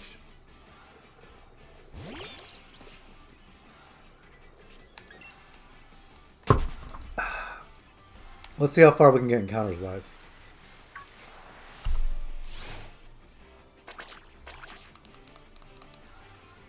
Oh, Kit. So sleepy.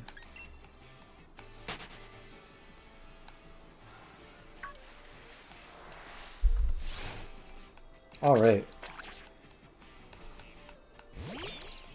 So we're going to fall short of odds, but I knew that was going to happen.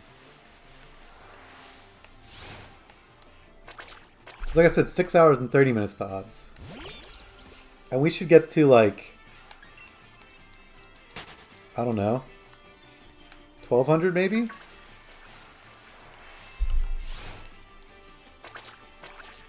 Right? I don't know. My math is just off today. Yeah, 1,200. Actually, we should hit 13, because we're halfway. And we did about 350.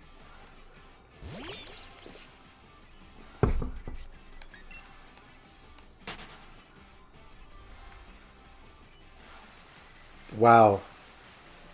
Meeps, someone should hire you, dude. That is amazing. The unregistered hypercam watermark. That's legitimately funny. I also like, yeah, filmed with the first iPhone. Because when I was like skimming your message, I was like, people have shot movies on iPhones before. That's been a gimmick.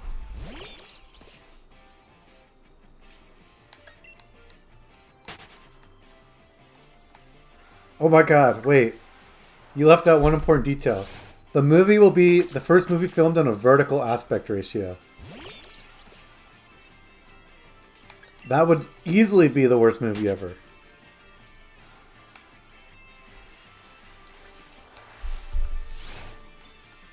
And hey, there was a period of time where I had my face cam as an unregistered hypercam. Before I got an actual webcam. And by actual, I mean garbage, because this webcam is pretty terrible too.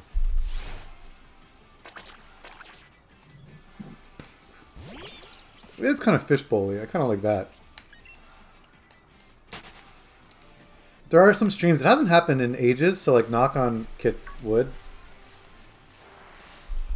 There are some streams where the webcam just like starts freaking out though. I really should upgrade at some point. Unregistered hypercam. Oh my god. Adam Fest 2. That's a nice little touch to Sausage Fest.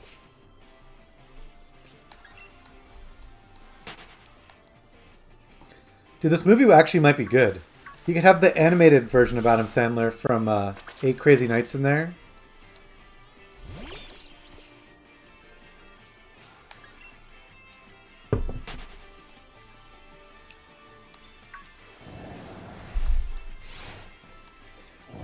That would be pretty bad. Breathing heavily.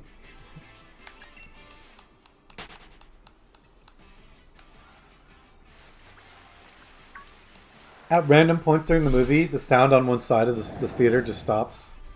Like, oh, we only recorded left channel audio for this part.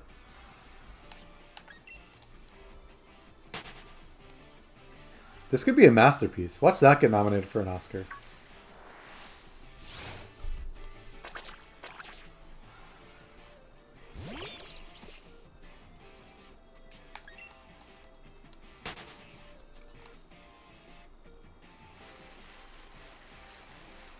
Come on, fishies. Oh my god. I hate the 900s. The 900s is my least part of shiny hunting. Anytime something is in like the 900 range, that's when I start really paying attention to every encounter.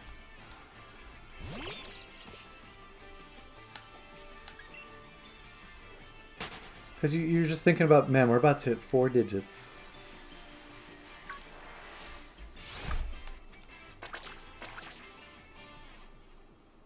But like I said, man, the stream is cursed. I never get shinies on stream. I'm trying my hardest, guys. I swear. The game just knows. It's an anti-cheat device built into my streams. You can tell when I'm broadcasting.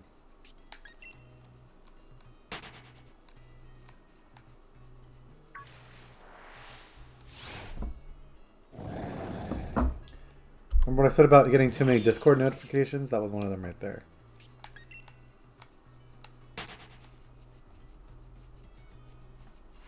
Alright, where are my fishes at? I'll go for this one.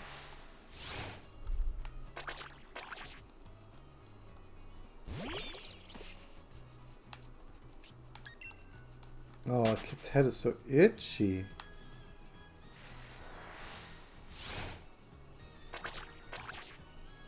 What is this song? It sounds like a mix of like 2 songs.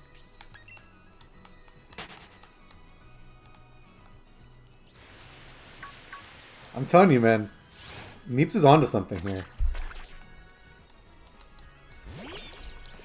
Like, that would break the internet if that was released in theaters. I imagine theater owners would be pretty pissed.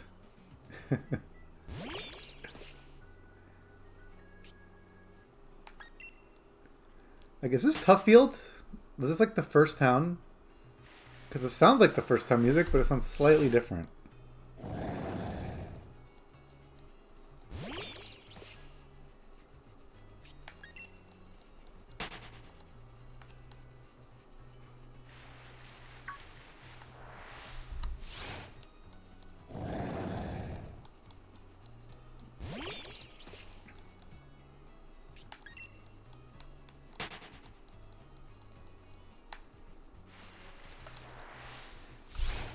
Man, I wonder if Bruce is going to change who's going to vote for based on this debate.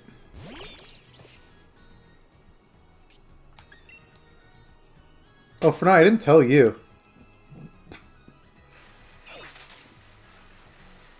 I think my stepmom has turned into a full Trump supporter now. They're kind of ridiculous. She always was like back and forth. And there was a period of time where she was pissed about Israel with the embassy. So it seemed like, oh, you know, she can like at least, you know, call it his flaws. But no, it got way worse. Something happened, I don't know, this year. It's a lot of the talking points that I always hear. Which was funny.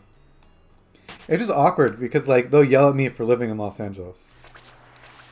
They think there's like homeless people on every street.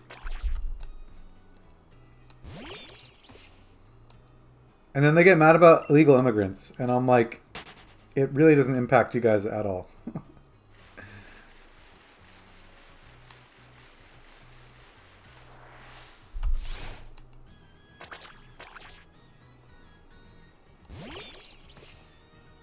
It's pretty ridiculous. Oh no, don't kill him. Almost killed that one. There we go.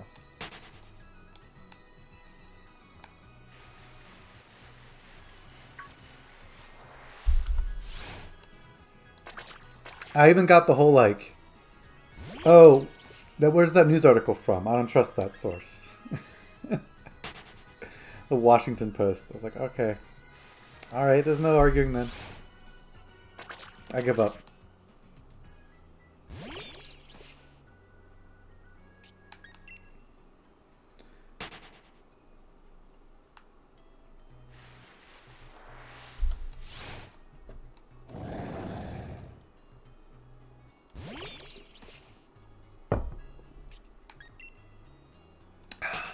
Alright. Well, almost 4 digits. 16 encounters away.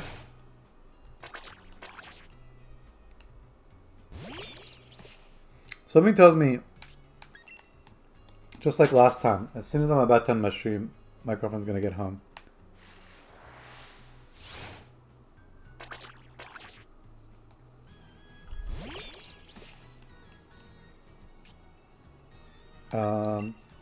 Oh, my sister might be in town on the 30th.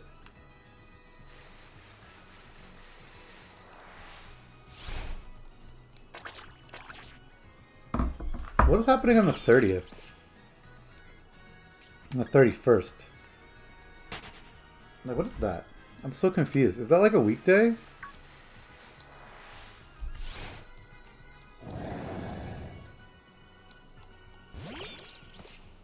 Sounds good, Asian. We don't have to do it anytime soon, honestly. I know. It's kind of... Well, the thing is they watch CNN, though. That's what baffles me. I think they just get pleasure out of, like... You know how Bruce watches Fox News, ironically? I think they do that with CNN. I don't understand it.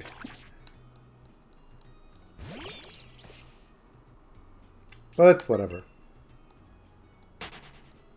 They're convinced Trump is going to win the election now. The next one.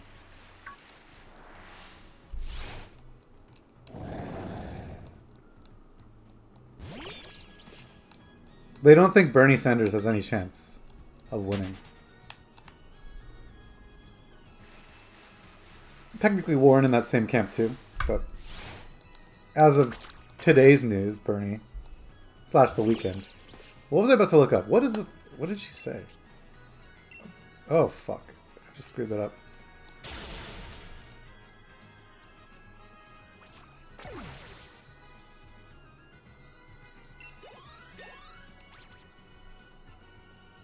Oh, dope. Okay.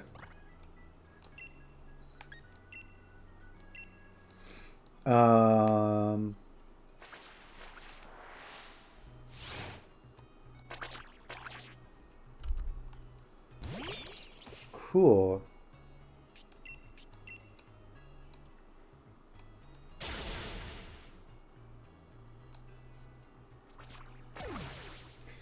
All right. I'm not going anywhere the 30th or 31st. But see you later, Asian, if I didn't already say that. If you're still here and I didn't already say that. I think I did say that, but... All right.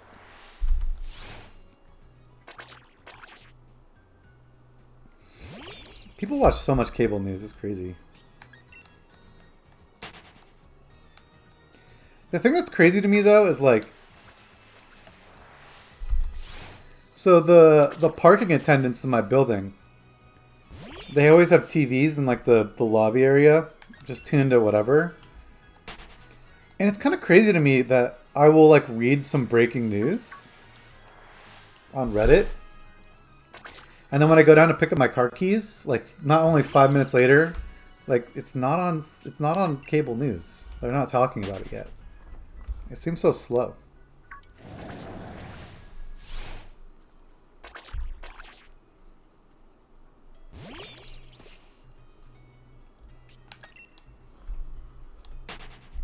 Okay, almost at 1,000. We're probably at 1,000 because I probably forgot to click on 2 after encountering.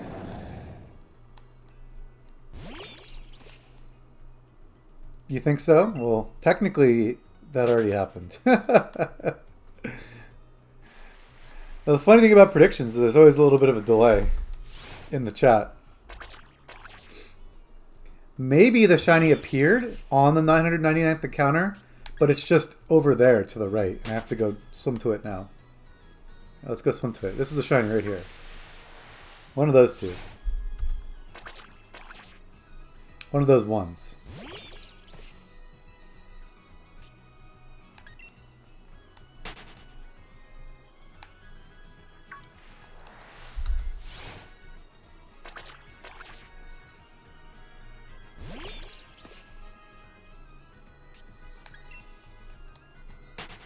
It's okay. You always got to make the predictions a little further out. Like, okay, I'm predicting 1080. Predictions have not worked well on this channel so far.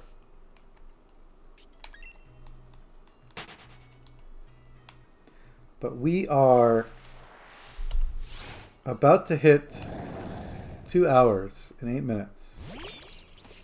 And we started at like 610 or so encounters, maybe a little less.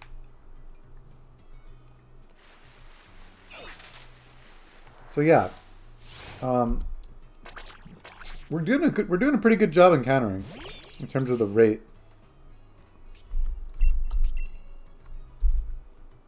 I say that as I screw up.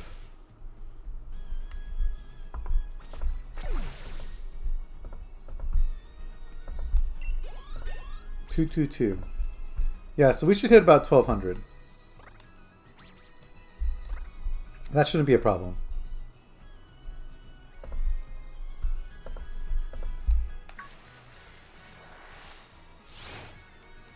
It's crazy.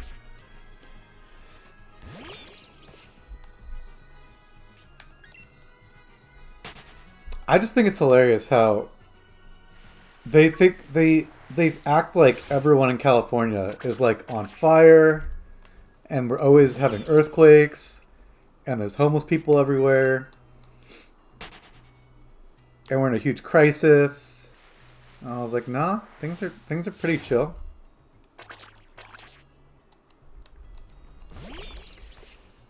Do your grandparents, like, now they moved out of New York, right? So they're also in Florida on both sides, right? Do they complain about New York? Like, I heard New York is doing this.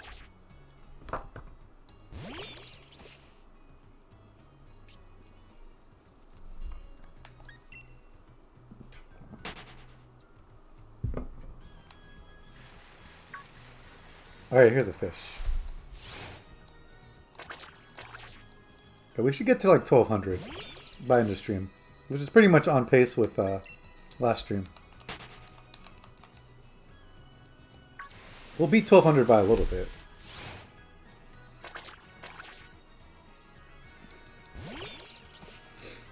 God, last stream was funny.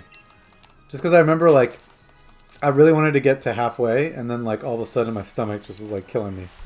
I was like, oh my god. I need to end the stream ASAP. These are the difficulties you run into when you stream.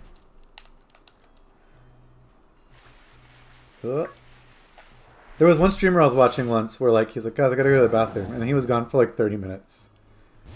I was just like, I mean, it's the human body. It's perfectly fine. But like, man, that must suck.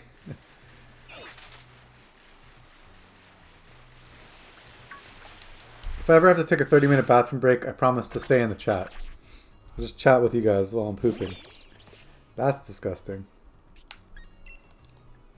We could bring the face cam in there, right?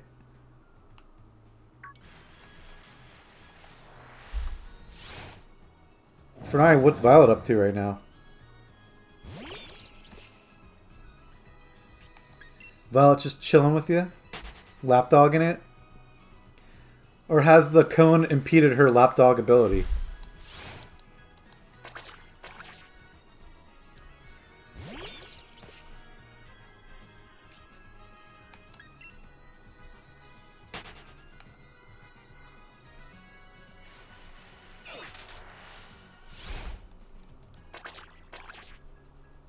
Kit is the ultimate lap cat.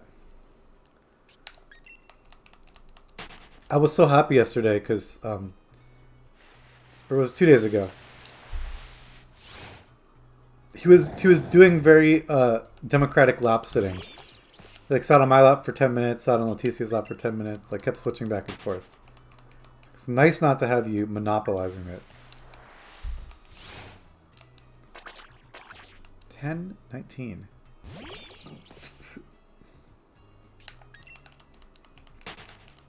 The game really hates giving me shinies. Come on. Where the fish at? Well, there's one here. Oh.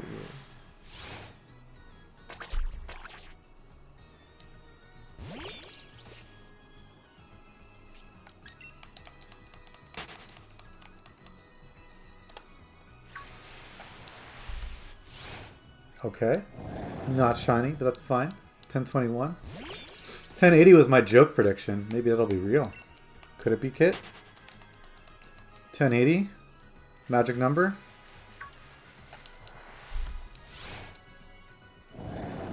I do gotta say, I hate how they despawn. They spawn just spread out enough for them to despawn constantly.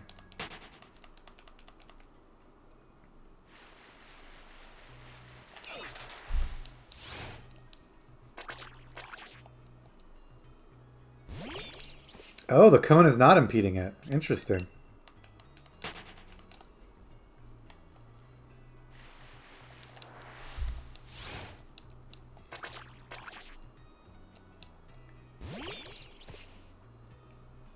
Oh, nice. That's big. I still can't believe that she got stitches from a dog bite. How much did you guys have to pay for that? Is that like where you get like compensation? Did you exchange insurance information between the other dog owners? It seems like it could be somewhat litigious.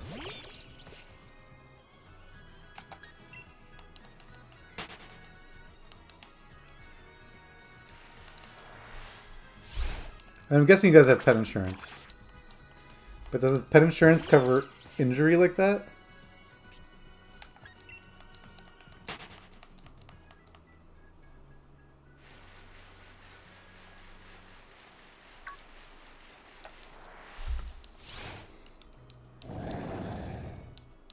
When here's something kind of messed up.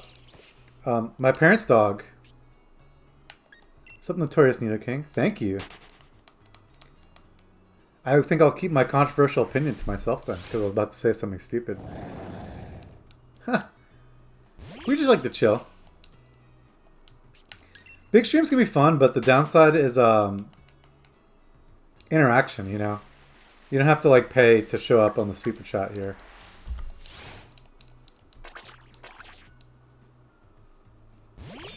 Also, what's a little annoying about the big streams is... And I mean, I kind of do this too. But if you stream every day, you're going to get a lot of the same questions. Like, oh, what do you think? What's your favorite Pokemon? It's like, I said it yesterday, but my favorite Pokemon is Volcarona. It's like, you constantly hear the same stuff. So it makes it, if you're a big fan of that person, you're going to hear that question like 600 times. But it is what it is. My controversial opinion was that my parents' dog had a medical emergency. It basically had this thing where its stomach like almost exploded, and they had to like do surgery on it.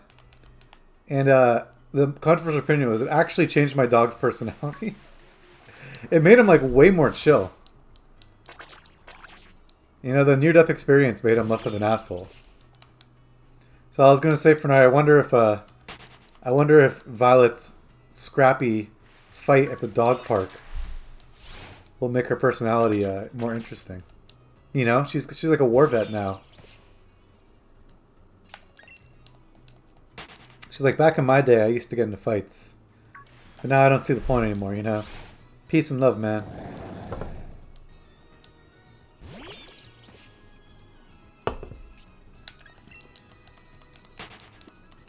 Kit hasn't had any. Actually, you know, Kit used to come back. He would have cuts and stuff all over him. I'm very surprised Kit did not have a feline infection virus, which I think is called. Basically cat AIDS. There's something called cat AIDS, which is apparently super common in outdoor cats. Something like 50%. It's not as fatal though. It's pretty manageable. But I was surprised he didn't have it, considering, yeah, he would oftentimes show up and have like cuts all over him.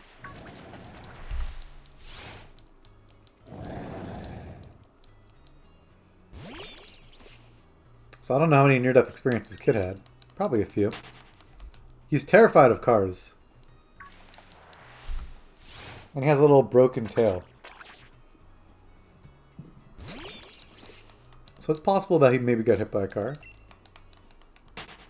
I don't know. Kit, you gotta have to tell us. What do you have to say for yourself, Kit? You're gonna write a memoir? My life on the streets? I would read it. No? Alright, he's sleeping. Not interested.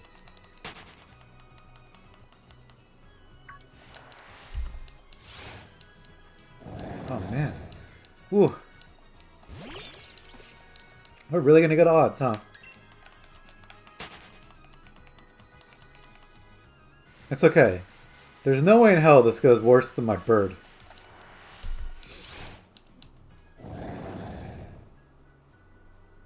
I know, sometimes there's these like gaps where I bring up like 10 topics. And then you come back and you just address them. I guess that's the same thing I do on GChat though. Vice versa. Oh, see, super timid is not amazing. I mean, it could maybe help in some ways of keeping it out of trouble, but...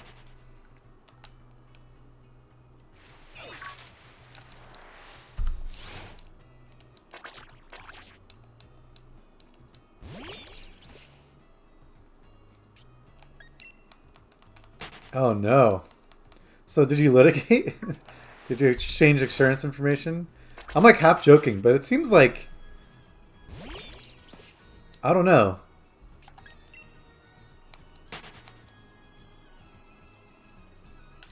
Right? Like... I've never been in a situation where an animal had to go to the vet because of an attack. I've had dogs that get in fights before.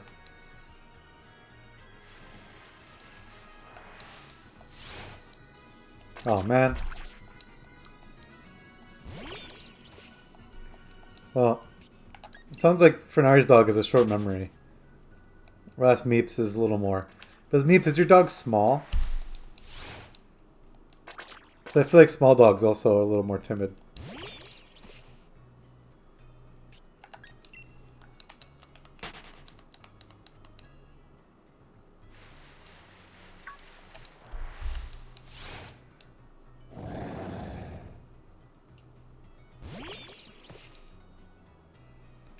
Interesting. Did the other owner, like, even, like, apologize a bunch, or... I don't know. Yeah, vets are expensive. You should hit up my ex, Amy Alpern. Maybe she could hook it up next time. Just take the dog to her apartment.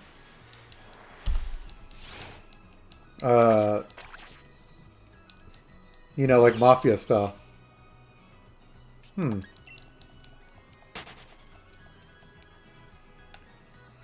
Damn, it must have really gotten traumatized then, huh? If it's still timid, then.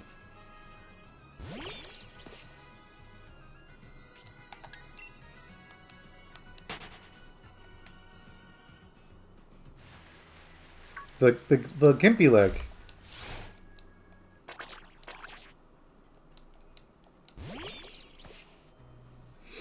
Damn. So you're saying I shouldn't bring my cat. If I'm a helicopter parent, I shouldn't bring my cat to a dog park.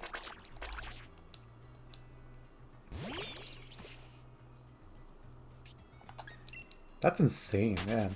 The fact that she's bleeding enough for stitches is like kind of intense.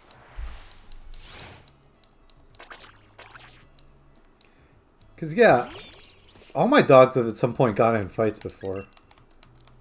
But usually it's like, you know, they just kind of nip at each other's like faces a little bit. Yeah, it never really gets that bad.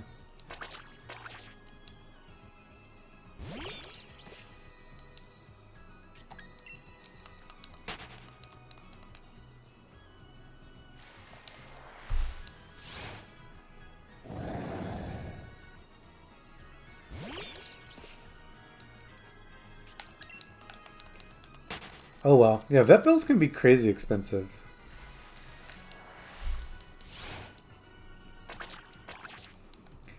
It's at the point where like every time Kip throws up, Leticia wants to take him to the vet. And I'm like, cats just do that. It's natural. It's a good throw up.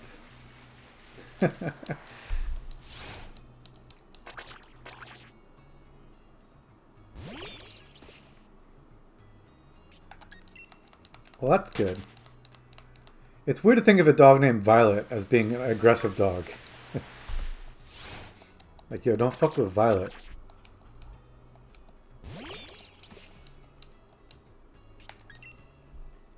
They should make an Orange is the New Black adaptation starring dogs.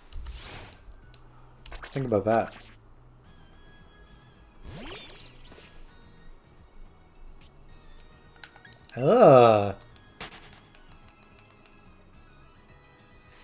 That's some, like, Predator shit right there.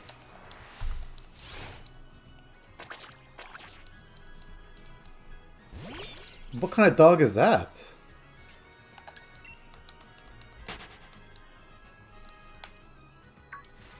Like a Saint Bernard? That's crazy, because I mean, your dog is not that small.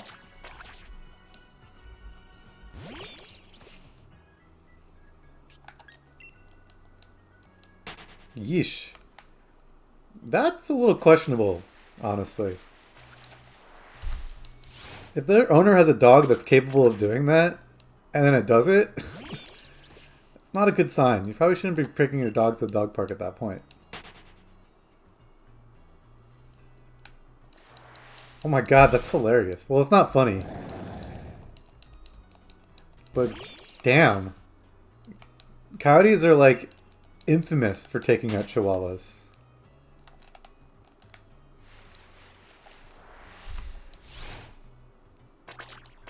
Yeah, if another dog is biting a dog's entire head when it plays, that dog is not well socialized.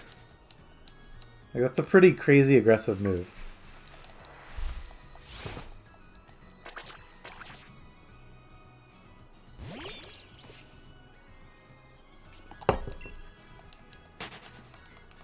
Well, you're certainly getting the gamut.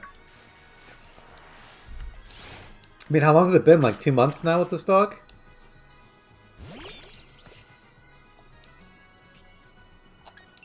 Exactly, a neck is like a kill move.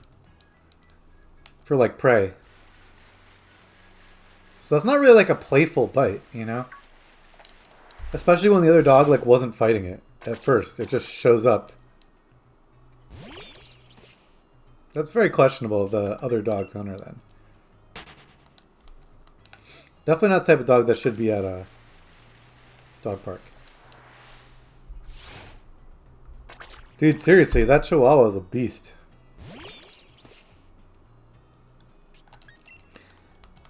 It's weird. I hate small dogs. I hate small dogs. But I actually like Chihuahuas. For some reason. And then Leticia loves small dogs. Obsessed with them. Except for Chihuahuas. Literally could not be any more incompatible on dog preferences.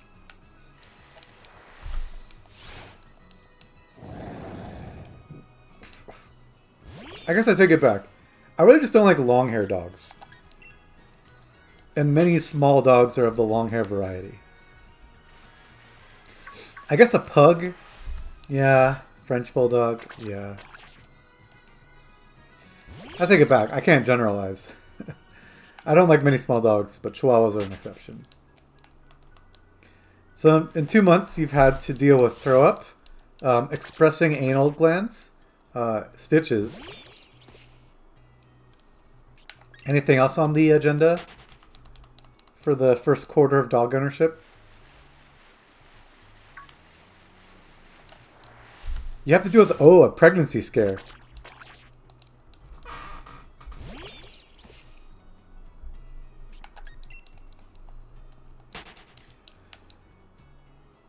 What I can't wait for is Violet to start having a rebellious phase where she tries to dominate you and humps your leg. Then it will go full circle. Because you made fun of Kit for humping a blanket, so I'll get to make fun of Violet for humping a leg. That's what I'm waiting for.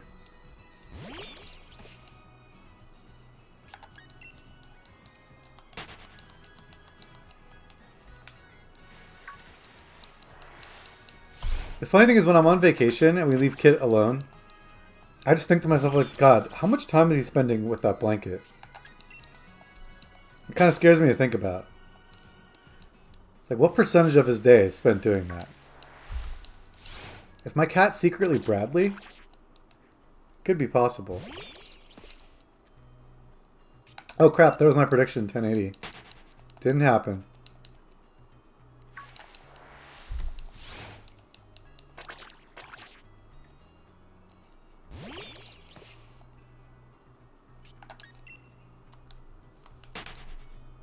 Yes, Kit.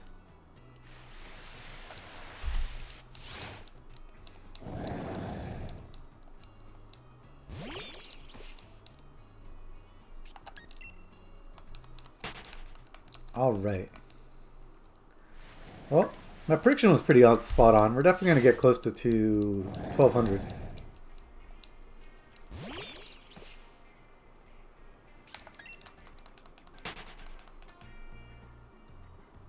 Where are we at? Here we go. 1084. Oh yeah, we're going to get way over 1200. Maybe we could try to get to odds. I'm going to end the stream at exactly 3 hours, so we'll see how far that goes. Oh, there's another thing. Or are you just commenting on my humping comment?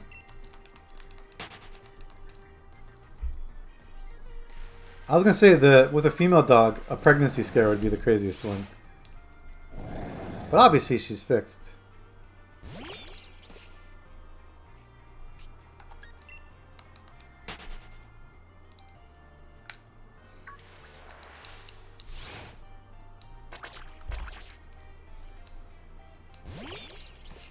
Yeah, that's the thing, Fenari. With hunting dogs, I don't think you can teach them quiet.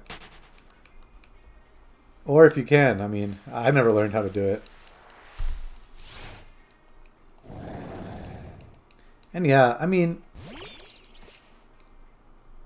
it's not super uncommon. Sorry, it's not super common for big dog owners to be like that, though. I feel like a lot of big dog owners, they understand their dog is like a monster.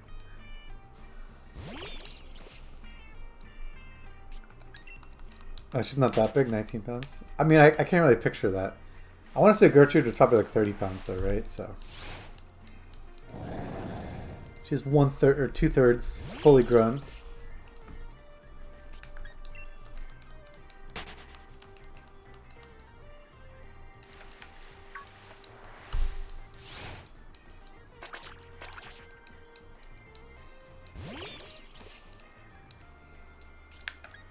Honestly, Kit is like a beagle. Because he's part Siamese. He does do a lot of yowling. He's usually pretty quiet on stream, actually, which is surprising.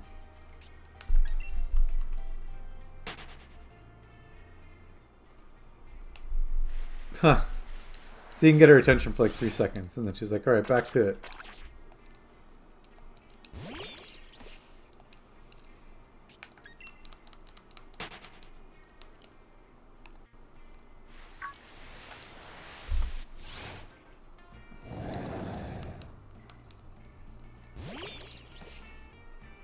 Well, actually, I have on a completely different topic. I have a skateboarding question for you. What do you actually do when you skateboard, Fenari? Do you, like, actually skate? Like, are you just, like, on flat land doing tricks? Are you, like, hitting rails? Are you jumping gaps? Because now that we're almost 30, I was going to ask how often you fall when you skateboard. And if you've ever had to, like, show up at work with, like, a gash on your face or something. Because you're like, yeah, I fell on my skateboard.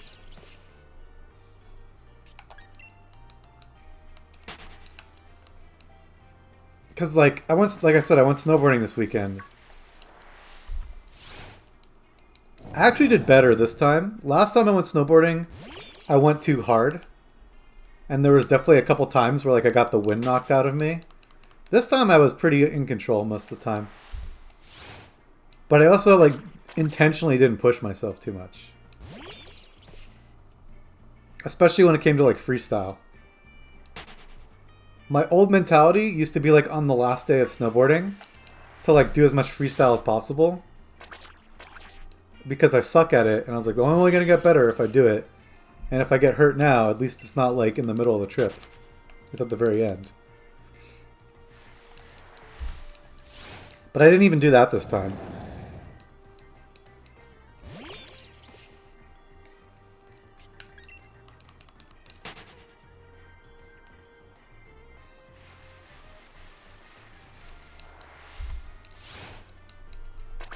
So I'm curious, as an adult who skateboards, what's that experience like?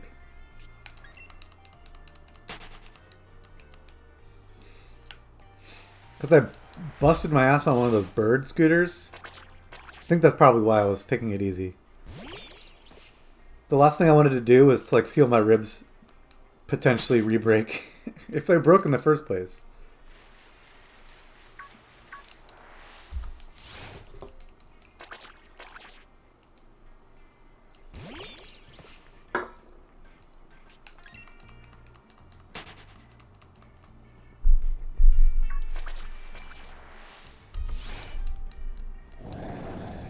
Oh, anxiously waiting the response. Probably mid-round and smash.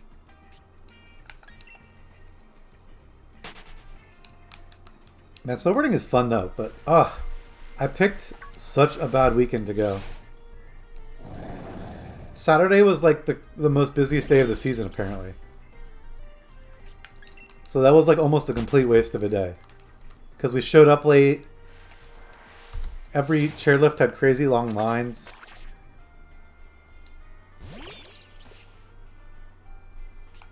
Yeah. I'm like vaguely familiar with what you're talking about.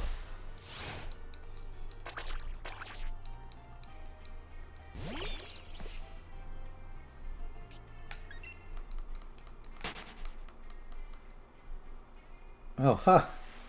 Interesting.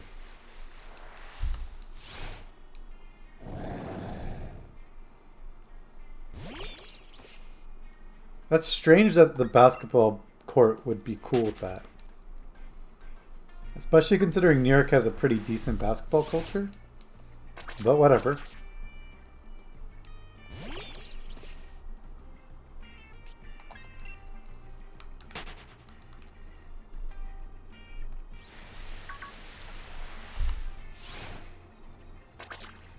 But the question is, what do you do, Fenari?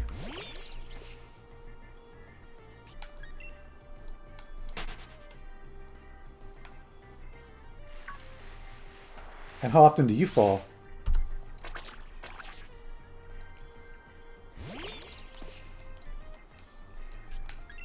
Because, yeah. I also don't snowboard with a helmet, which I'm assuming you definitely don't skate with a helmet either, but... Leticia is kind of getting annoyed at me about that. Oops. Accidentally scrolled to the top. If you can't ollie up it, don't ollie down it. I mean, you can ollie up a 6 stair, right? If you get enough speed.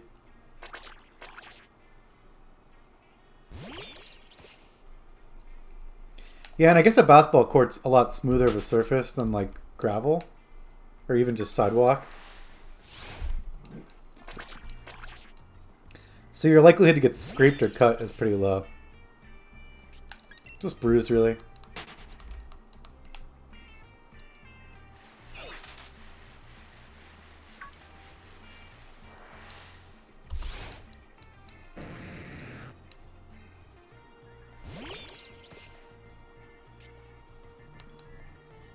Still though, do you ever show up? Have you ever gotten messed up bad or no? Hello? What? What's up? Well, I am streaming, but that's fine. What's up? Tuesdays always streaming. Yeah, Tuesdays are always streaming. What's up?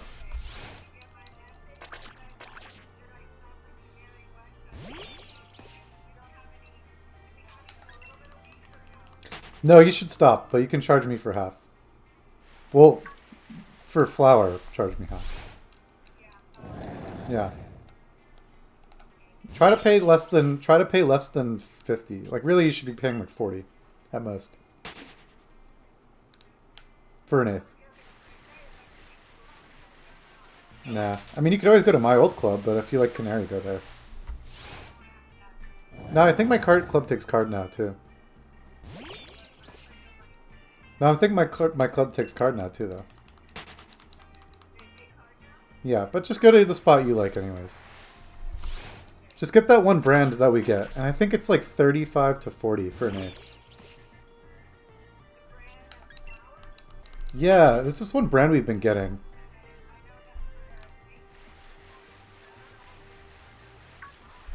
I don't remember off the top of my head either, but just basically, you know, it comes in like a little box and it's like in a glass jar. But it's like in a box too. Basically, doesn't really matter. Just keep in the price range. Bye.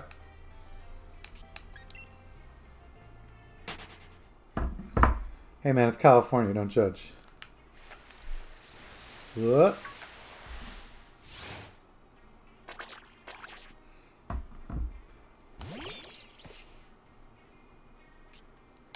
Oh, really? They're gonna put AstroTurf on it? That'll be shitty.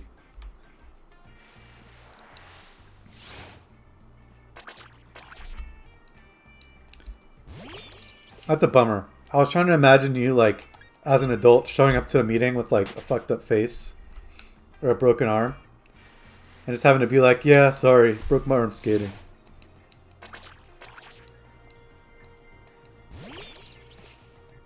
I had a coworker that tore his ACL playing pickup soccer. And, like, it's just so funny in, like, an office setting. People with, like, injuries like that. Because it's so tame and boring in an office. And it's just like, yeah. No, I'm hardcore. But yeah, I'm terrible at freestyle snowboarding. I always was more of just like a free ride person.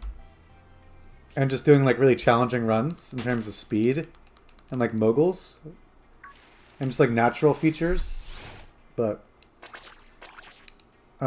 even that, I have to take a little more carefully now.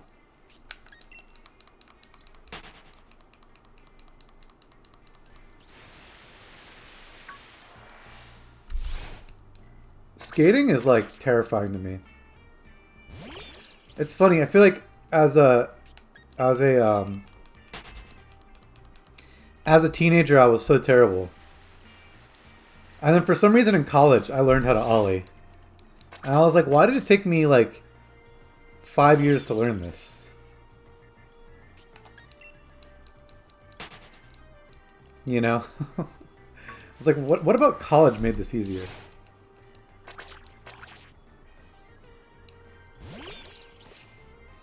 But now I just like, if I want to skate, I do get the urge sometimes. I'll longboard around. But obviously there's no tricks with that. No real tricks, at least.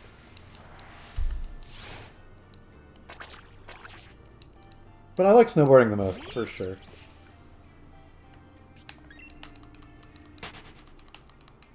It's just, man, oh. It's a real catch-22. Like, if I only have, like, 2 days to snowboard, which I usually do, I just go for a weekend. Usually the first day, I'm just, like, warming up. Because, like, I just can't get back in the rhythm immediately and be comfortable going super fast. And the irony is, like, all the easier trails are so crowded and super choppy because there's just so many people there that it actually makes it harder to warm up. So this trip, because it was so crowded, I kind of gave up warming up and I just tried going on harder trails and just adapting, and it actually went really well.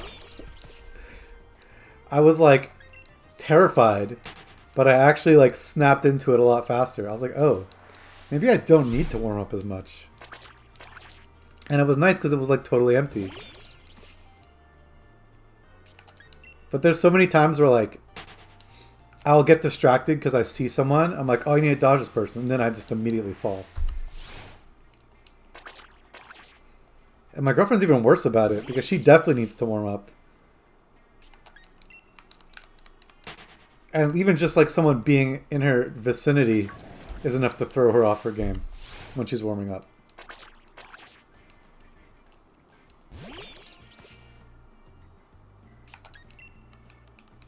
So yeah, that's my snowboarding story.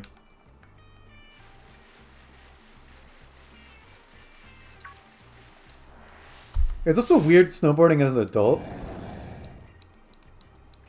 I didn't realize how much of a drinking culture it is.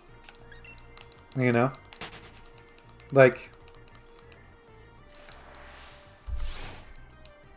you'll get there, it's like 10 in the morning, and people are drinking these giant-ass beers.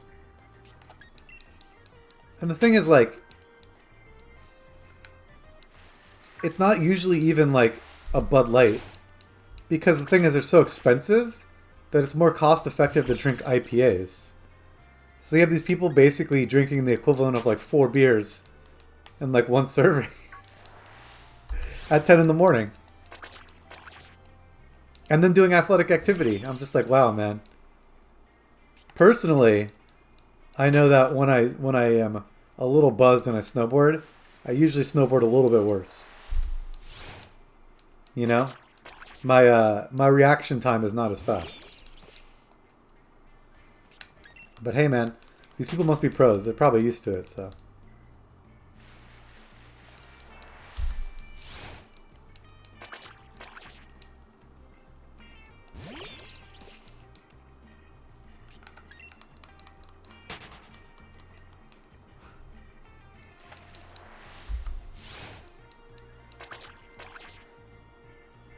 You did? I did not realize that. Like your current job or like the very first role?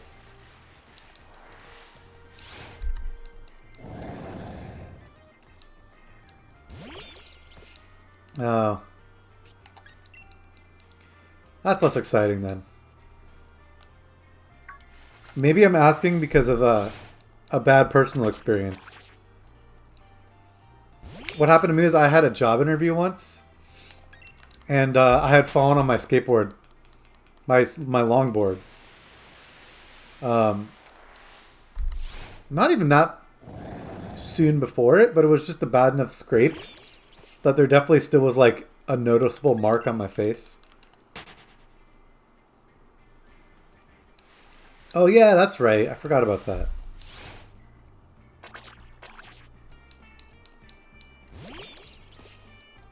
And now here you are making videos about giant bra chains related to breast cancer.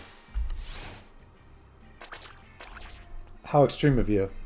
Or maybe you sold out. That's what it is.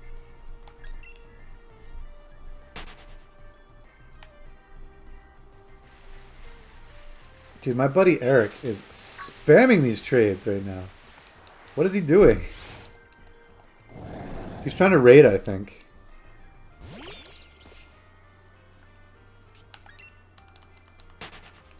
It's so sad.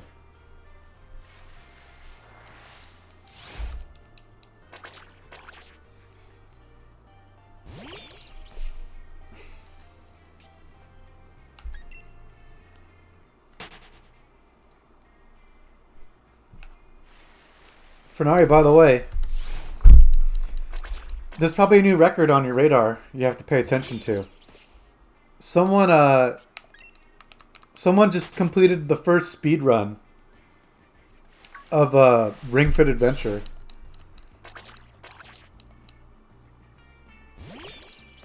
So I could see a record being released for first virtual marathon run or something like that. Fastest virtual marathon. Technically, you could say first speedrunning record in a exercise game. I don't know. There's probably something there. You're the expert. You could figure it out.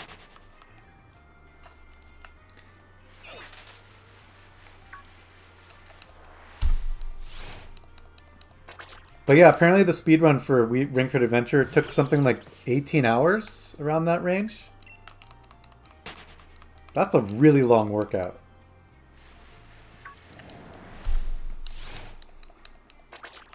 I want to say, I think, I didn't read the article, but I read, obviously, a Reddit synopsis of the article. Which is just as good, right?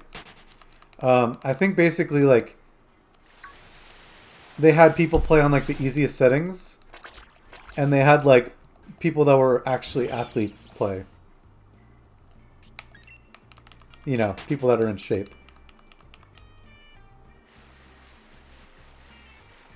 Dude, Eric just joined a raid. There's no way you're that interested in people's cards.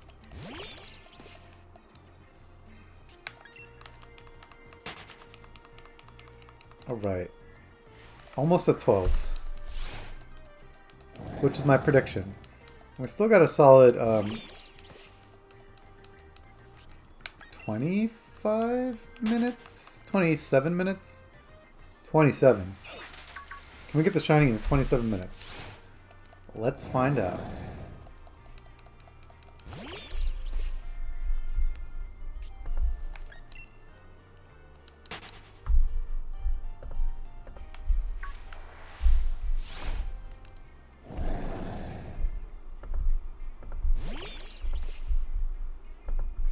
Ooh, that's about 100 encounters. So we should end at 1265-ish?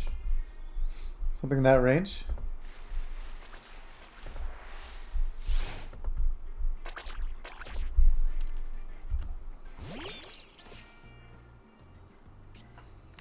Yeah, first is not a good one, but you could do fastest.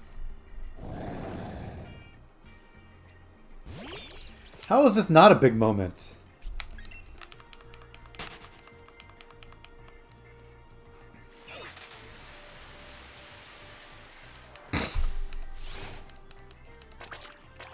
Also, did you see my G-Chat comment? I think GDQ is mad at YouTube about something. Because they're not uploading any stuff from AGDQ. Which bothers me, because I was busy. And every time I turned in to watch, it was like not a speedrun I was interested in. So I did that thing where I'm like, oh, that's fine. You know, I'll just wait for the VODs to go on YouTube. And there's like no VODs. So I've resorted to having to just search on YouTube and watch people's illegally uploaded versions. Which is kind of funny. I don't know why they wouldn't upload.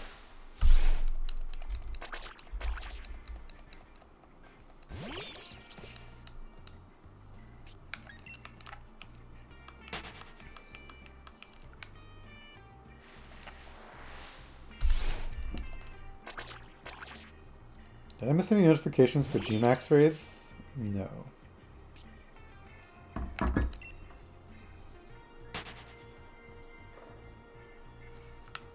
Where the fish at? I hate when they do that, when like they'll pop up like that. Catch you later, Meeps. Have a good one. Thanks for hanging out.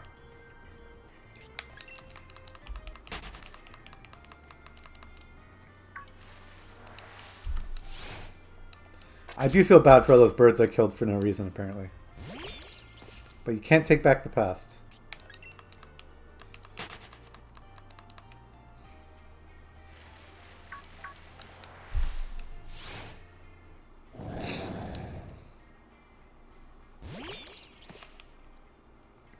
God, it would be hilarious to see an actual speedrun of Ring Fit Adventure, though. Like, they would need to do some sort of skips to make it work in a marathon setting. But it'd still be funny, because in order to set up the skips, they probably would have to, like, actually run.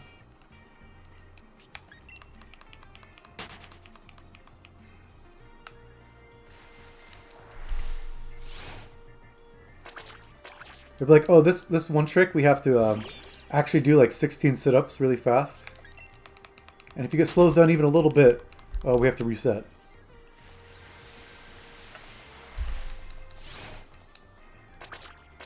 But what do they actually... No, they usually do like a nice little rolling thing, though. I mean, we'll see.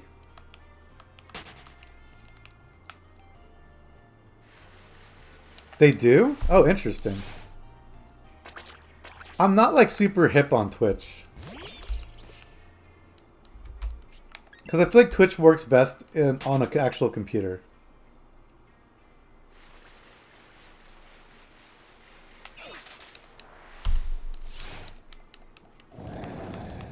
Well, you're trying to practice?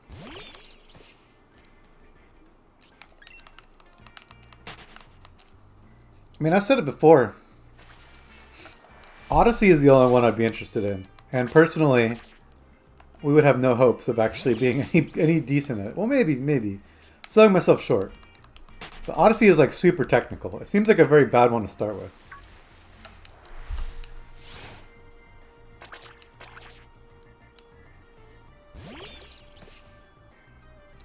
We could always do Fire Emblem. Fire Emblem is like the worst.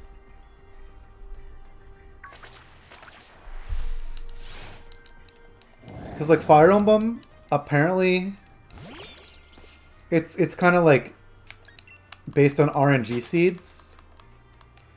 So it's more just about like avoiding resets. Because if you do everything perfectly, you'll always like crit every single character or whatever.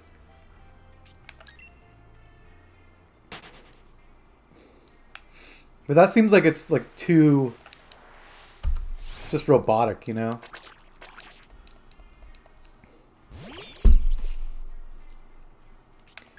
Bomberman 64, is that the one? I feel like I watched a Bomberman 64 stream, and it wasn't as impressive as I thought.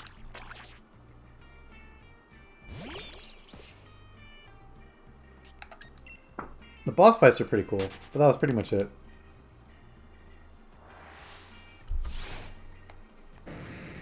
Everything else was like just remote bomb, jump. You kind of just played the level just optimally. I don't really remember any particular skips. Maybe I'm wrong. I can't remember it.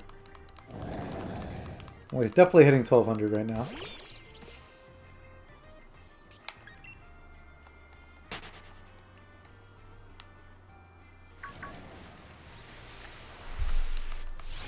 I am not excited to spin Pokestops to get 2 eggs before midnight.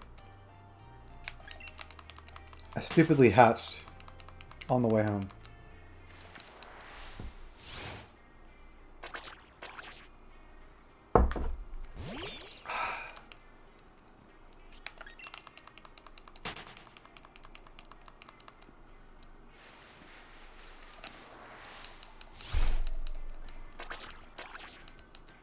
You know, we can end at 1200. Things seem like they're dying down, and I also really need to go to the bathroom. I'll probably do that. Oh my god. Trying to end at 1200, and I just crashed into stuff.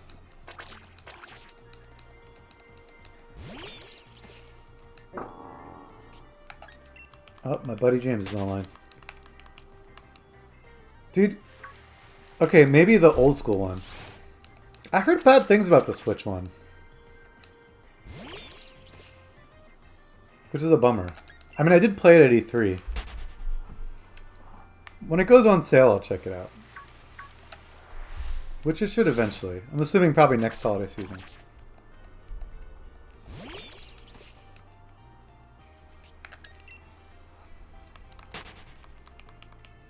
Oh, I watched the San Andreas stream. That's one of the few that they actually uploaded.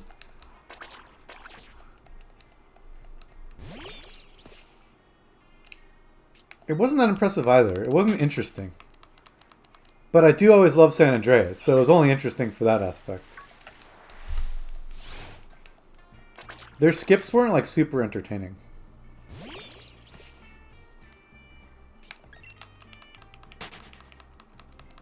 It was all just about like doing one mission twice so it counts towards things weirdly.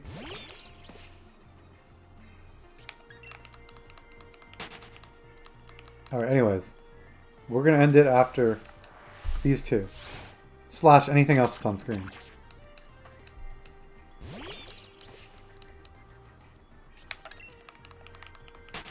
Because I want to be able to fly out of here. Yeah, see there's one there. Okay. Once I get an empty screen, we're going to call it.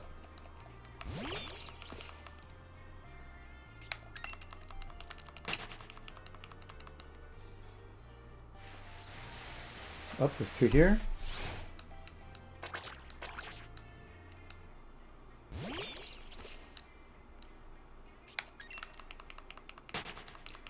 And one here. Oh, there's two up there now. This is how ending at 1200 turns into like ending at 1250. Well, we'll see. That's a good song to end on too. I like this song. Alright. I didn't see anything spawn down there. So it might be safe.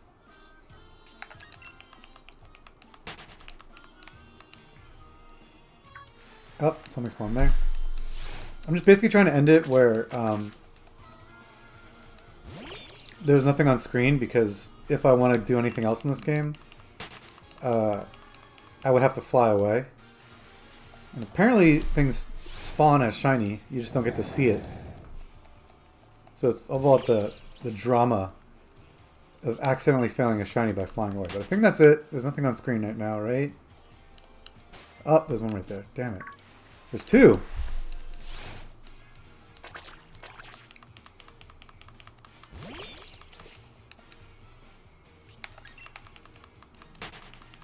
Alright.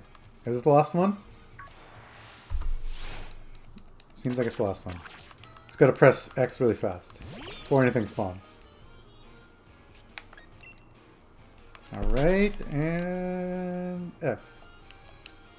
Alright, good. Nothing on screen. Alright, I'll catch y'all next time. Peace. We're gonna get it next stream for sure. I mean, look at this. We're gonna hit odds like any second once we start the new stream. With that said, I need to get the hell out of here. Ooh. I need to watch that then. I guess that's what I'm going to do after this. I'm going to fly out of here because I don't want to accidentally run away from a shiny. We'll go to the fossil area. Cool. Alright, man. Catch you next time. Thanks for hanging.